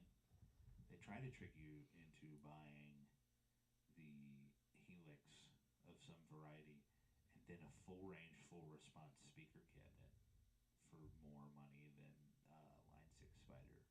Yes, which is why I'm like, you could just buy the Spider, which I argue has every fucking amp model that actually matters versus the Helix. You've got the Silver Jubilee, you've got JCM shit, 800, 900. You got there's a Sedano. There's I will argue a Marshall Major in the Spider. When I saw that, I went, and I was gonna buy Helix Native. Yeah. When I saw that it was in the Spider, I was like, well, I don't. You don't have to shell out $250. Here's the fucked up thing because I bought the 120 watt like because it's got the direct outs. I spent more money on the amp and the pedal, the controller pedal that goes with it, than I did on buying Helix Native. But I got a speaker and a foot switch with an expression pedal for not much more money, for basically like $200 more. You got an expression pedal with it? Yeah, like it's the big one. I'll show it to you upstairs. Yeah. Like it's the big one. That, it's got the light, the Yeah. colors and everything. It's got an expression pedal that can also be a lot. You can. Yeah. It's make that a volume, make that a wah, yes. Yeah. And so it's like using that amp. It's got stereo direct outs on the back. It's TRS outs on the back. You can plug this thing up. You can just use XLR cable if you want to, but like you just hook this thing up to the thing. That's just how I'm currently like. So the 3 amps I'm using for the 3 guitar tracks, it's the LT50, the GTX 50, and the Line 6. That Spider. That's what I'm using for most of the guitar tracks. Now I've still got some small processors and stuff that I'll use here and there because there's specific effects if I want to call them up and stuff. But like most of the meat of most of the main guitar recording, it's those 3 amps recorded, and it's like they have like, and I've said this, and it's like it's not even me just being cheap or being shitty, but it's like I don't believe that Line 6 has a whole separate development team for just making the modeling shit for Helix or Pod, or you know what I mean? Like I don't. Pod is just a miniature Helix at this point. That's what I'm saying. Like, dude, that Pod Go, like the Pod Go is just a limited Helix. Yeah, like and it's like the stuff that you're gonna get. Like it's kind of like the reason why it's like you remember I was talking about getting an Axe Effects thing, and like I looked at it and I'm like, basically buying this just to have it, just to say I have it, because it's like I have models of all of the amps I've ever wanted, and I like the models. I could see if I'm like, I hate the way this Marshall Major model sounds, and I hate the way this Silver Jude, I hate the way this Director, but I don't. I love the way they sound. Like I Yeah. love the way the Katana sounds. Um, like and yeah, before you need to fucking try this Katana with this RP50 going into it. I'm like clean, like it's Katana's on a clean setting. It just got the RP50. It sounds so good, and it was what I used to use. An old crate, a crate 212, 120 watts or whatever. Oh, I have one of those. Yeah, dude, that fucking amp. That amp's a great pedal platform. Like you put, like it sounds, it punched way above its weight class. That's all I'm saying. It was basically like a jazz chorus. Yes. Yeah. Yes, I completely agree. I have one. It's heavy. It's in desperate need of repair, but it's fun. Yeah, dude. Like it's like you can't beat it. But so shall we do the last song and let Janine pick what that is gonna be? Oh yeah. Hey Janine. You want me to pick? Well, I thought you'd want to, because it's like if I pick, As long as it's not your nose. yes. But we can't see that. So. No, I'm not Well, let's doing pick that. it together then. Like, do you want something? Do we want to do something from Dare to Share, or Or what's my other or, option? The Anomalist, which is the other one, or do we want something to do something that's not on either? Ooh. Well, now that's something different right there. If you want something that's not on either record, you're gonna have to go to that 101 folder. Let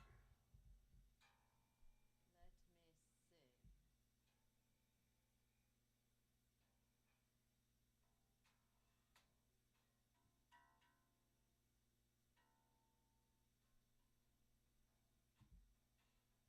My first thought was like I was thinking like I was kind of waffling around like ICUO or Lady Lib. Lady Liberation.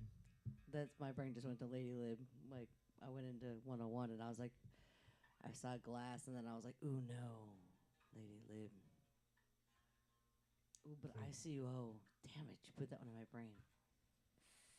We'll do those two then. How Yeah, about that's that? it.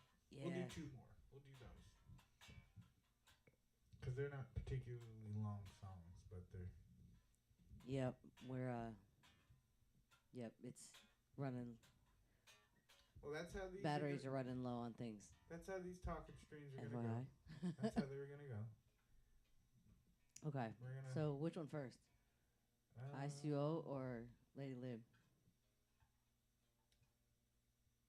I'll Let's let do. you pick. Okay. I'm You gonna can do pick Lady which one Liberation. first. Lady Liberation, eh? All right, yeah, this one Yes. had some fun drum mixy phase thing. I was listening to a lot of Depeche Mode.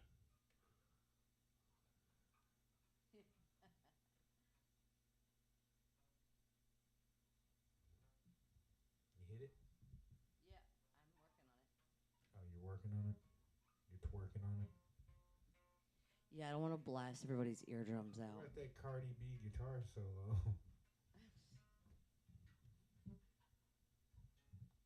I'll show you afterwards. Like it's. Here we go. She's not actually playing a guitar. Well, I would think WTF? Hold on. WTF, mate. WTF. The file's in there. That the file's not the issue. What kind of files? Not the PDF files. Let's say. Not the ep to the Steen. The player was being a. Anyway, the player crashed on me. It was being a A Richard? yes, a Richard. I was actually going with the female version of that, but hey, A Richie I Torres. just I couldn't. But there's no, Okay, I I'm couldn't not say. supposed to say anything. Apologies. Yeah. Now it works. I love China.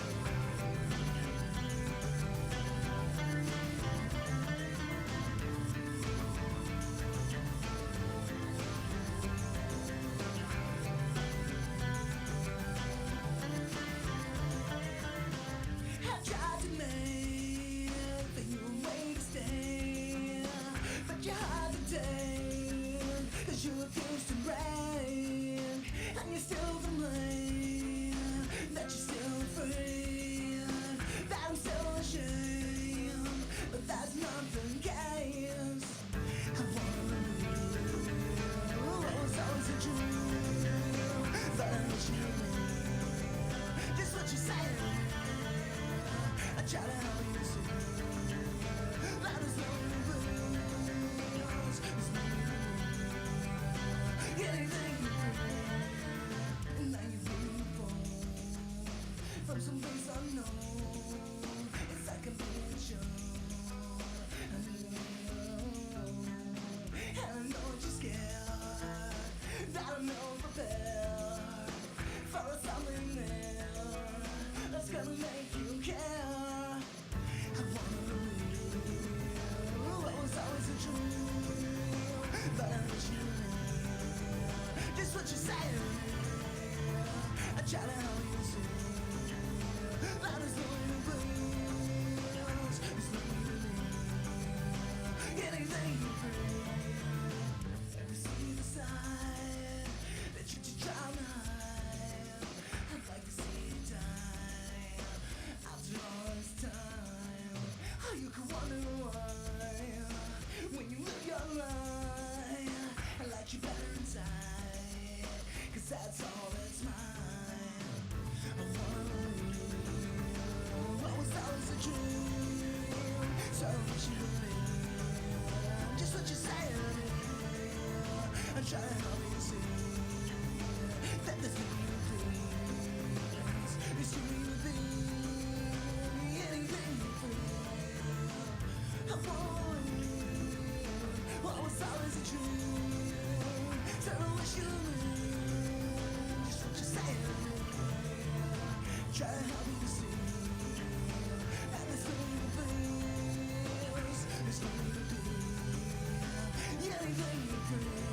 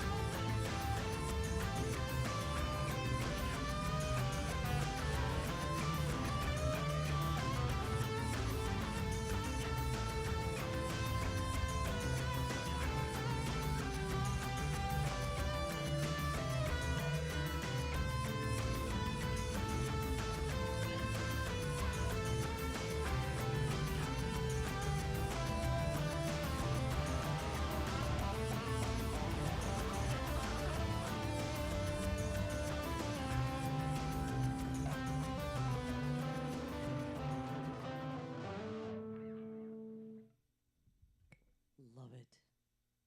It's a weird song. But, like, Are you saying I'm weird? I just like it. It is. It is. Yeah. That Like sounded nothing like Depeche Mode or The Cure. What are you talking about? What? See? yeah. That's what I was listening to. Yep. And when I was No. it was. No.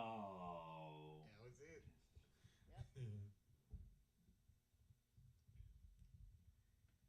The teensy tiny. I'm looking for the other one. Hold on. Maybe a little bit. Good. Then the trick worked. That's what we want. It's all OG. I'm one of those people. I don't listen to music. I just make stuff. It just came out of my Okay, mind. I found it. Did you find it? Okay, so well, yeah, that one, but like that was fun.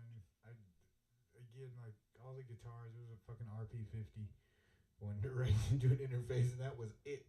Like I was just like, let's go to preset 43. I tweaked that one a little bit. That's for the delay guitars, and I was like, I want a fucking bluesy kind of funky weird solo at the end of this when this shit. And so it was like I put it on like I put it on like I call it my my junkyard distortion setting because it's like it sounds so ratty by itself and shit, but like when you play it with the right, it's like Yeah. it's got that fucking It fits in a mix just right.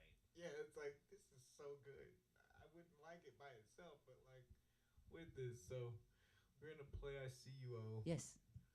That's the one. This was, you know, that Shel Silverstein book, The Missing Piece Finds. Mm-hmm. Yeah, that's where the name of the title comes from.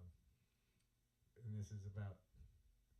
Okay, so this is why old girl was like, you have to keep writing songs about her. Lady Liberations, about that her inside of it. No, Operator, Shallow, Glass So Far. Like I could keep going, but like this one, Yeah.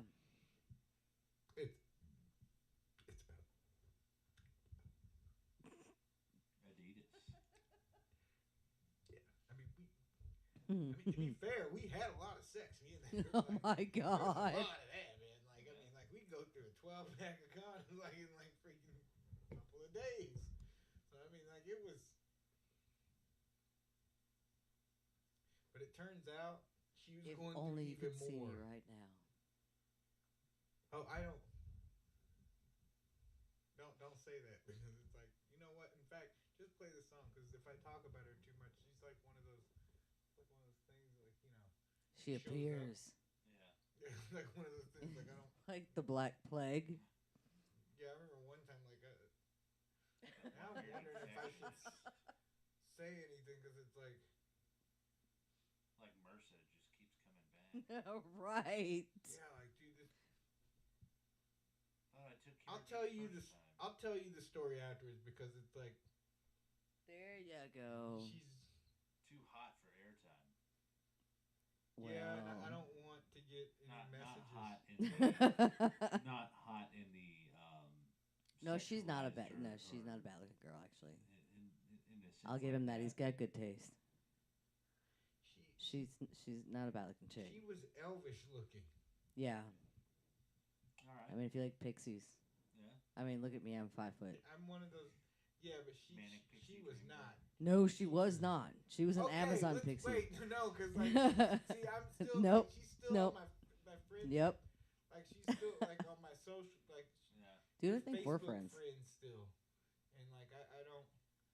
This Keep this your goes- friends close, but Not you know, that I'll close. explain this afterwards. Yeah. Start the song. Okay.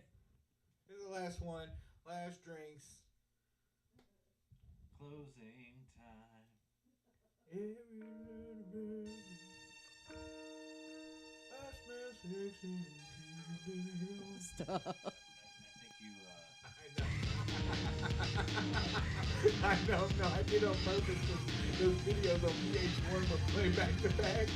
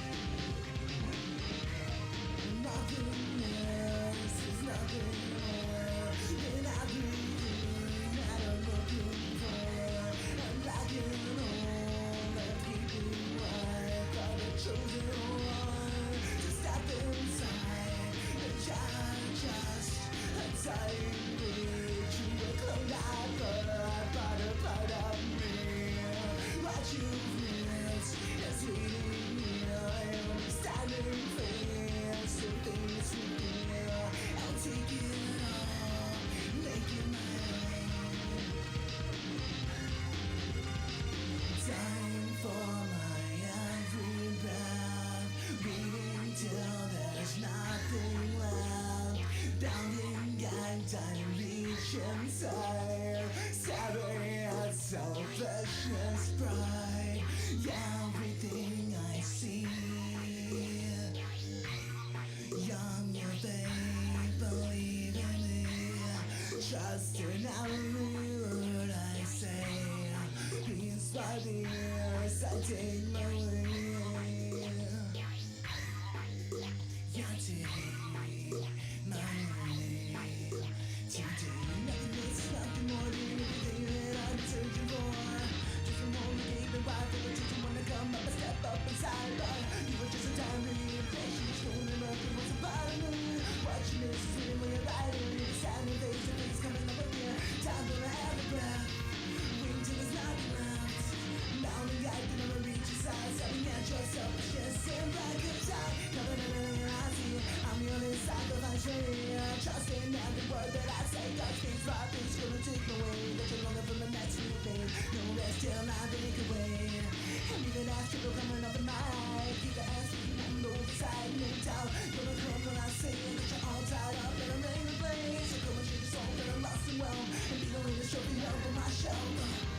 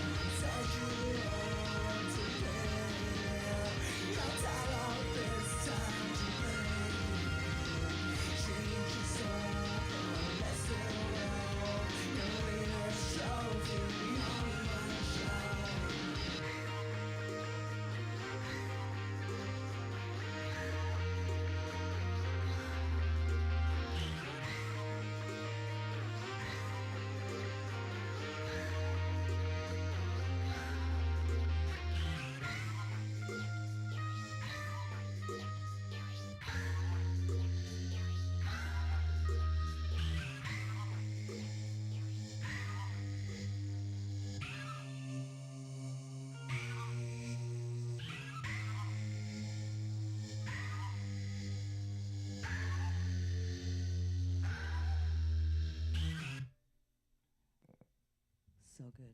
That was a fun one to do. 'Cause That synthesizer reminded me a little bit of Beat It. The intro to Beat It. well, it was. That was the first hardware synthesizer I ever owned, and it was. It's not. It's not like you synthesizer nerds will go like it's not a real synthesizer because it's a Rompler. But it's one of the greatest Rompler synths ever made, the Yamaha CS1X. In a world full of black keyboards, this was blue.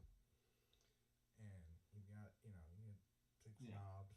They called it a control synthesizer, but it was cool. You had these ROMs, and you could, in real time effect, the cutoff, the tack, like you could fuck around with it and stuff, and tweak these presets and stuff, and get your own thing. And all of that stuff was like, for some reason, like I was into it. Like there was a few songs, like a batch of songs I was doing where I was really didn't want to fuck with any MIDI sequencing or anything like that. Like I wanted to just like play it like an instrument, like I do a guitar track. So like just play the parts. And so like that was one where I played all the synth parts, got the patches the way I wanted them to sound, and just played them through the thing and stuff. And so there's even like I noticed it's like where I get to a note slightly later in this when I started playing it a little faster, and it's like. But it worked to keep things, it's like because the drums were so timed and everything else was so timed that it's like it made this mix of stuff being on grid and off grid at the same time and making it work. And then like just added the guitars and that kind of thing. Like that was the finishing blows and stuff like that. But it's like I tried the whole point with Animals. It's like is I just make whatever is sounding good to me, like whatever I think sounds good, whatever it's working. Not really care if it fits a mold or a formula or a thing. It's like I didn't do any yelling in it, I didn't do my scream, as some people used to call it.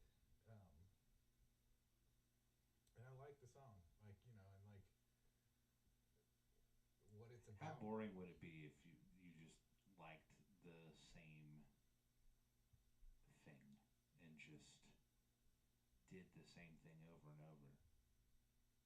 Exactly. Looking at you, AC/DC. Yep.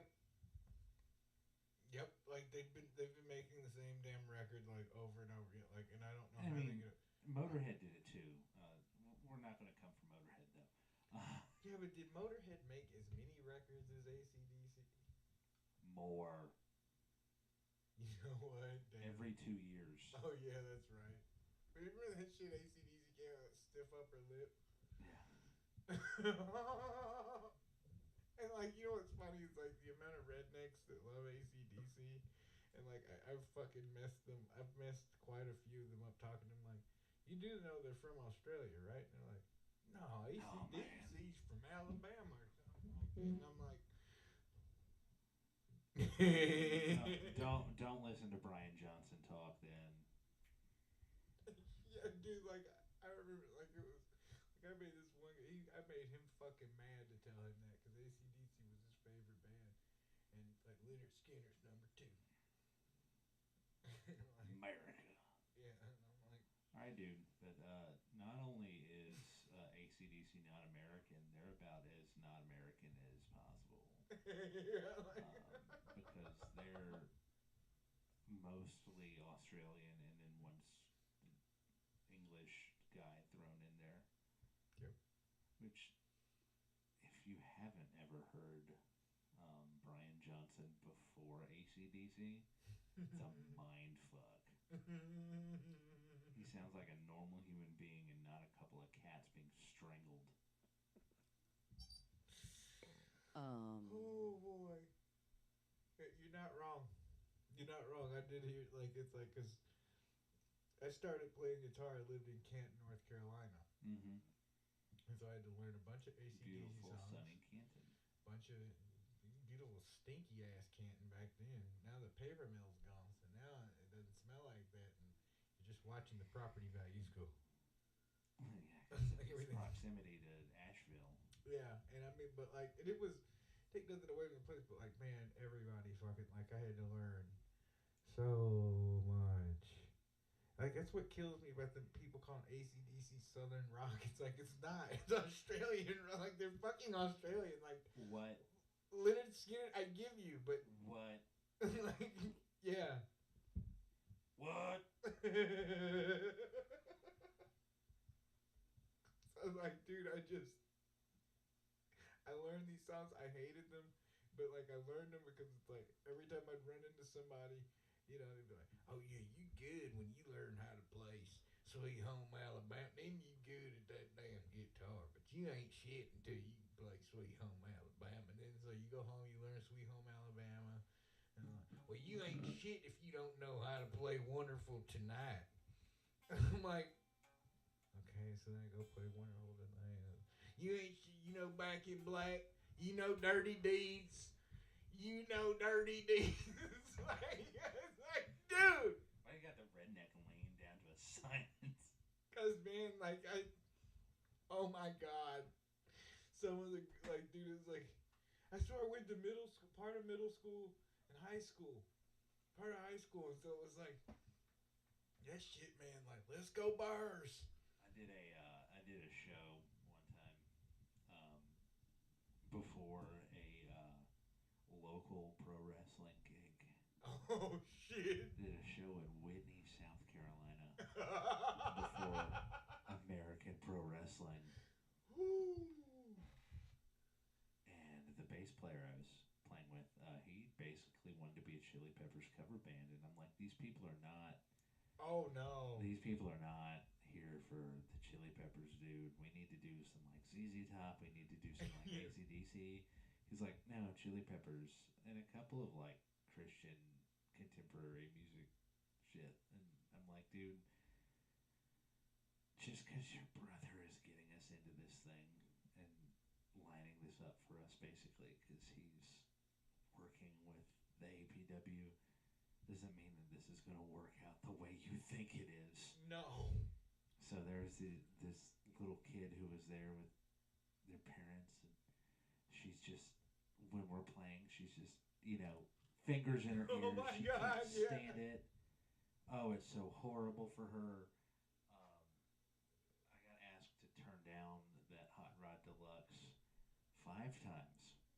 Couldn't do it. Like at a certain point, you hit the sweet spot, you cut it any lower, no volume whatsoever. Yeah. So it was just cooking a little bit. And I might have turned it up just out of spite, maybe. Shitty teenager does shitty teenager things. Anyways, so after this gig, after our music stops, they start playing some pre-wrestling music, and it was fucking AC/DC. And of course, the fingers are out of the ears by that point. Yeah. And this kid is like, "Yeah, I am thunderstruck. All right, I am Back in Black. Yeah. I'm with this." And I just turned to him. I'm like, "You know everything I said about preparing for this, Yeah, like, about catering to the audience, but you got one of those guys.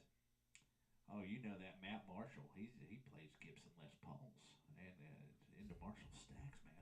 I said you're playing a squar. yeah. Once you get a little better, man, get you some fenders, you'll be good. All right, you're mostly there, but you just gotta get yourself a fender. Yeah. That way people will take you seriously, man." Yeah, dude, like, man, like, oh, God. I remember this one day, like, we were learning. Yep. We learned some fucking tracks from this fucking redneck name. We'll just say Marty. He liked to party, And, Marty. No, he did. He did. And he became a drug addict and a drunk. But he was walking around, like, he would walk around the fucking town with a scanner. And, like, me and my buddy were talking about doing a party. And we're like, where can we get a keg? We're like fucking 14, 15. Yeah. So we're not getting a keg, but we're trying to figure it out. We're going through the motions. Hang up the phone. Phone rings. You can get a keg at Super Walmart for $71 today, boy. I'm like, who the fuck is this? He's like, it's me, Marty, man.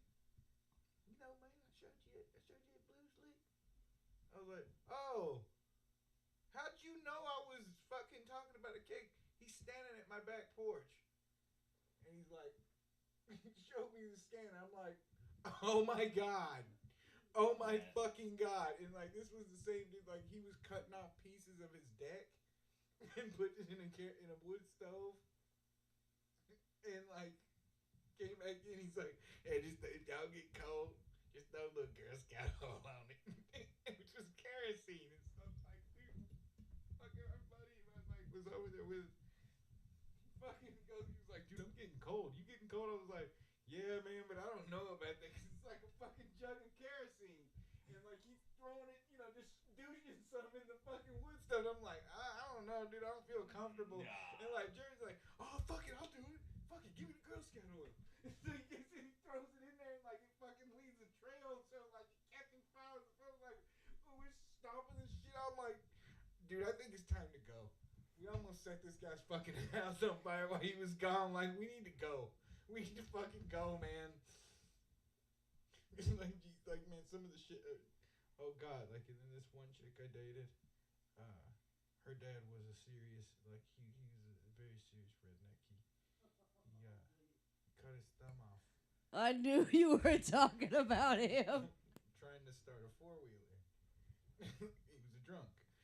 He got the string wrapped around his thumb, and he just kept pulling it until it severed his thumb.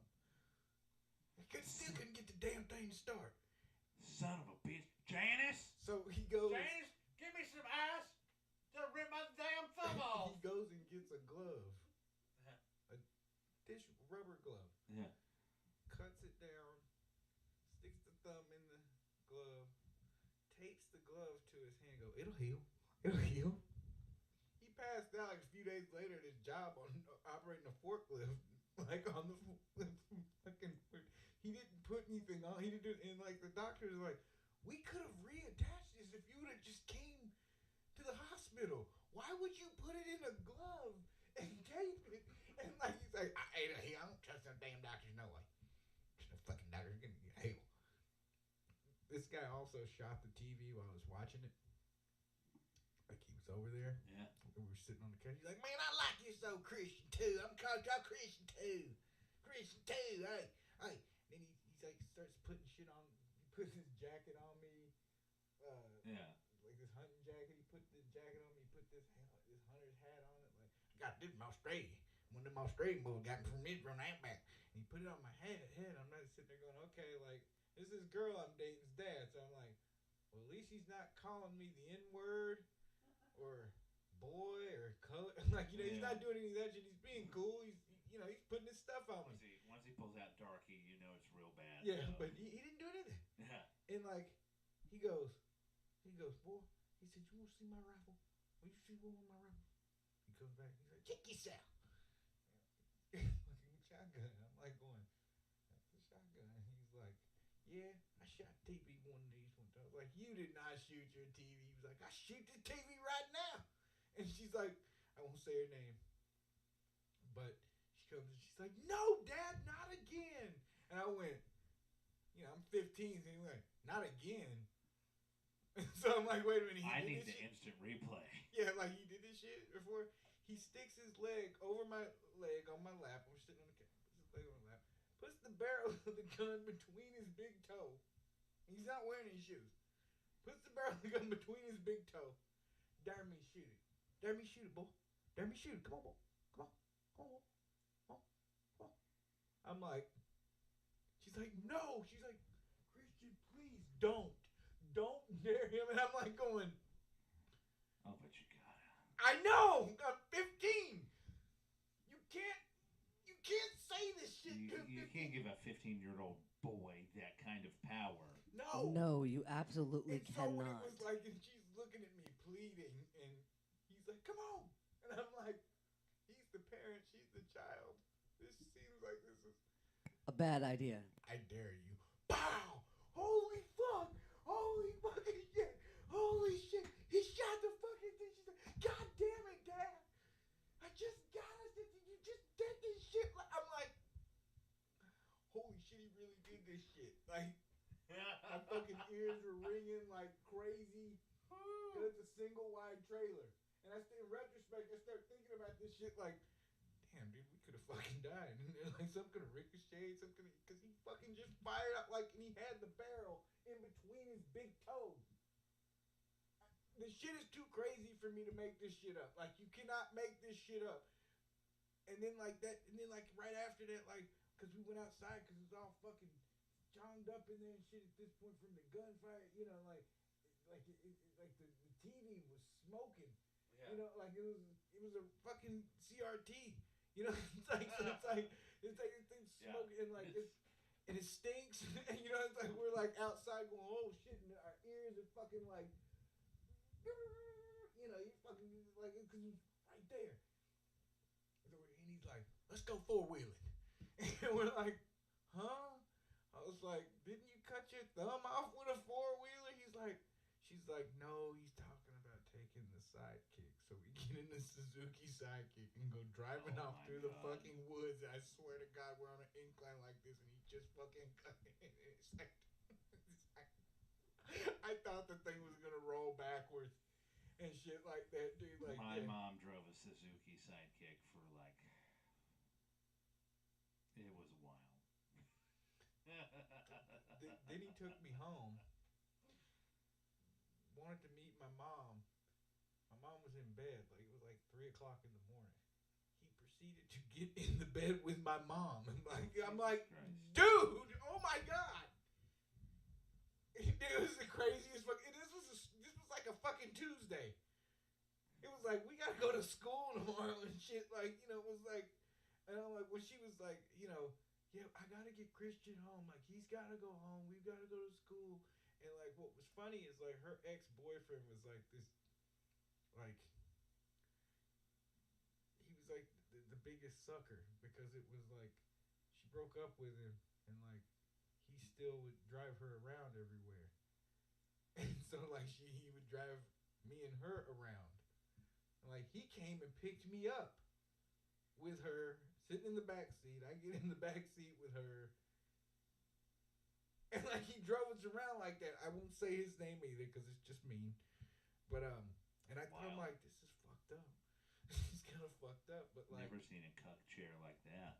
yeah, basically, like, dude, it's like she straight up cucked him, dude. Like, you know, she's like, he's my ride. I'm not dating him anymore. He knows we're over.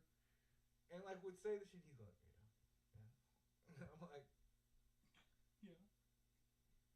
dude, Haywood County's fucking weird. Whatever. I'm hanging out. So, but yeah, like he had left when we got back from the 4-wheeling thing. He had left, and like me and her sat in her room for a minute, and then she, you know, her dad kept like coming in and like showing me different shit. And he's like, hey man, you want to drink a beer? She's like, no, okay, it's time for him to go home. He's gotta go home. She was like, you don't need to drink either. He's like, come on, man, just drink one beer with me. Drink a beer, man. Come on, Chris. Come on, Chris Tan. I know you like to drink beer. I'm like, I do, but I gotta go to school tomorrow. He's like, oh yeah, y'all kids, man, y'all them smart kids, y'all go to school and everything. You gonna go to college and all that. And I'm like, holy shit, dude. I'm like, this is your dad, and like your mom is too unhinged for you to live with her, so you live with your dad, and I don't even want to know what your mom is like if she's way more unhinged. G.G. Allen on crack. Yeah, like, dude. Oh boy, I'll tell you a small story after we get off here, but anyway, these are crazy tales. This is some stuff like I'll save the details for Patreon and off of here. We'll do that because it's like details.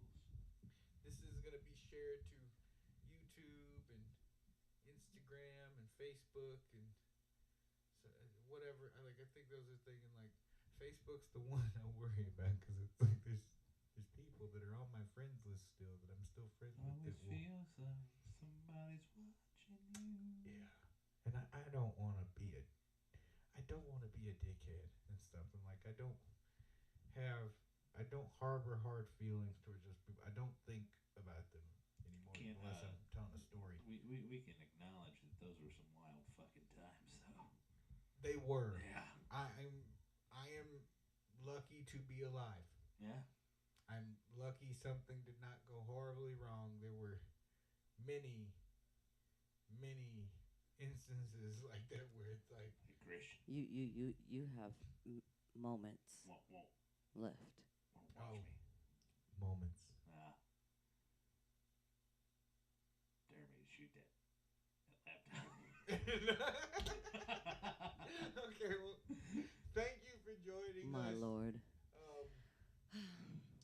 know, He's been all- Christian. I have not been. Yeah, he's Cooper. I'm Christian. Let's get And I'm Janine. Like and share this a lot so I can have him over here more. Because, like, gas is not cheap. Hanging with Mr. Cooper. Unlike what the president said, gas is not any cheaper. It's not. It's not. No, it's absolutely not. It's more. And, like, you know.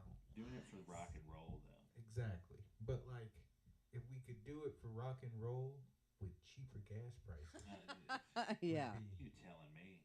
you know, Less 'cause inflation. back in the, you know, Less like I lies. gotta hear it from like old people that like, you know, we could go get something to eat and drive all night for 50 cents. You know, like Yeah, I Cool. thought I had a thing going when I got started cheeseburger driving. It was fries like for a quarter. Yeah. $5 was it like it was a night of driving for me for sure when I was like 17. $5 is like a gallon of gas. My mom used to buy a moon pie and an RC cola for a nickel. So yeah. Oh no, no. Her dad My- gave her 55 cents a week for What it- gas, and I'm just like, what the? Wait. What did Dad say that those steaks cost? Those T-bones? What did he say? I remember when those were what? What was it like? What did he say? Like a couple bucks? No, $1. Like $1 It's for a like, that was fucking $1 T-bone? T-bone. I'm like, oh, that, like, what? What? Bullshit. You know what, you Must be boomers? nice. I want to punch 13 you all in the fucking cents. I don't even want to hear this shit like 13 cents for a it gallon was of no harder gas. for us than it was back then. Bullshit. 13 cents for a gallon of gas. Motherfuckers When I One started house, driving, it was like $12,000. when I started driving, it was under $1. But His first house, he paid I mean, like, $12,000 damn, for. it wasn't that far. And then he said there was another house that he bought for $1,500. You know about the $12,000 one? Yeah, but he told me about one he bought for $1,500. Mhm. Talking about buying cars for $150. Yeah. You know, it's like Oh yeah, yeah. 12,000, and that one came with the rights to the minerals and the land to get paid off of those. Whatever it was, yeah, right. Heavy sighing ensues. I know, Anyways, dude, before for we real. digress into a political nightmare. Anyways, Inflation. it's been real. It's been fun. It's been real fun. Yeah. Generational warfare is what I like. All right.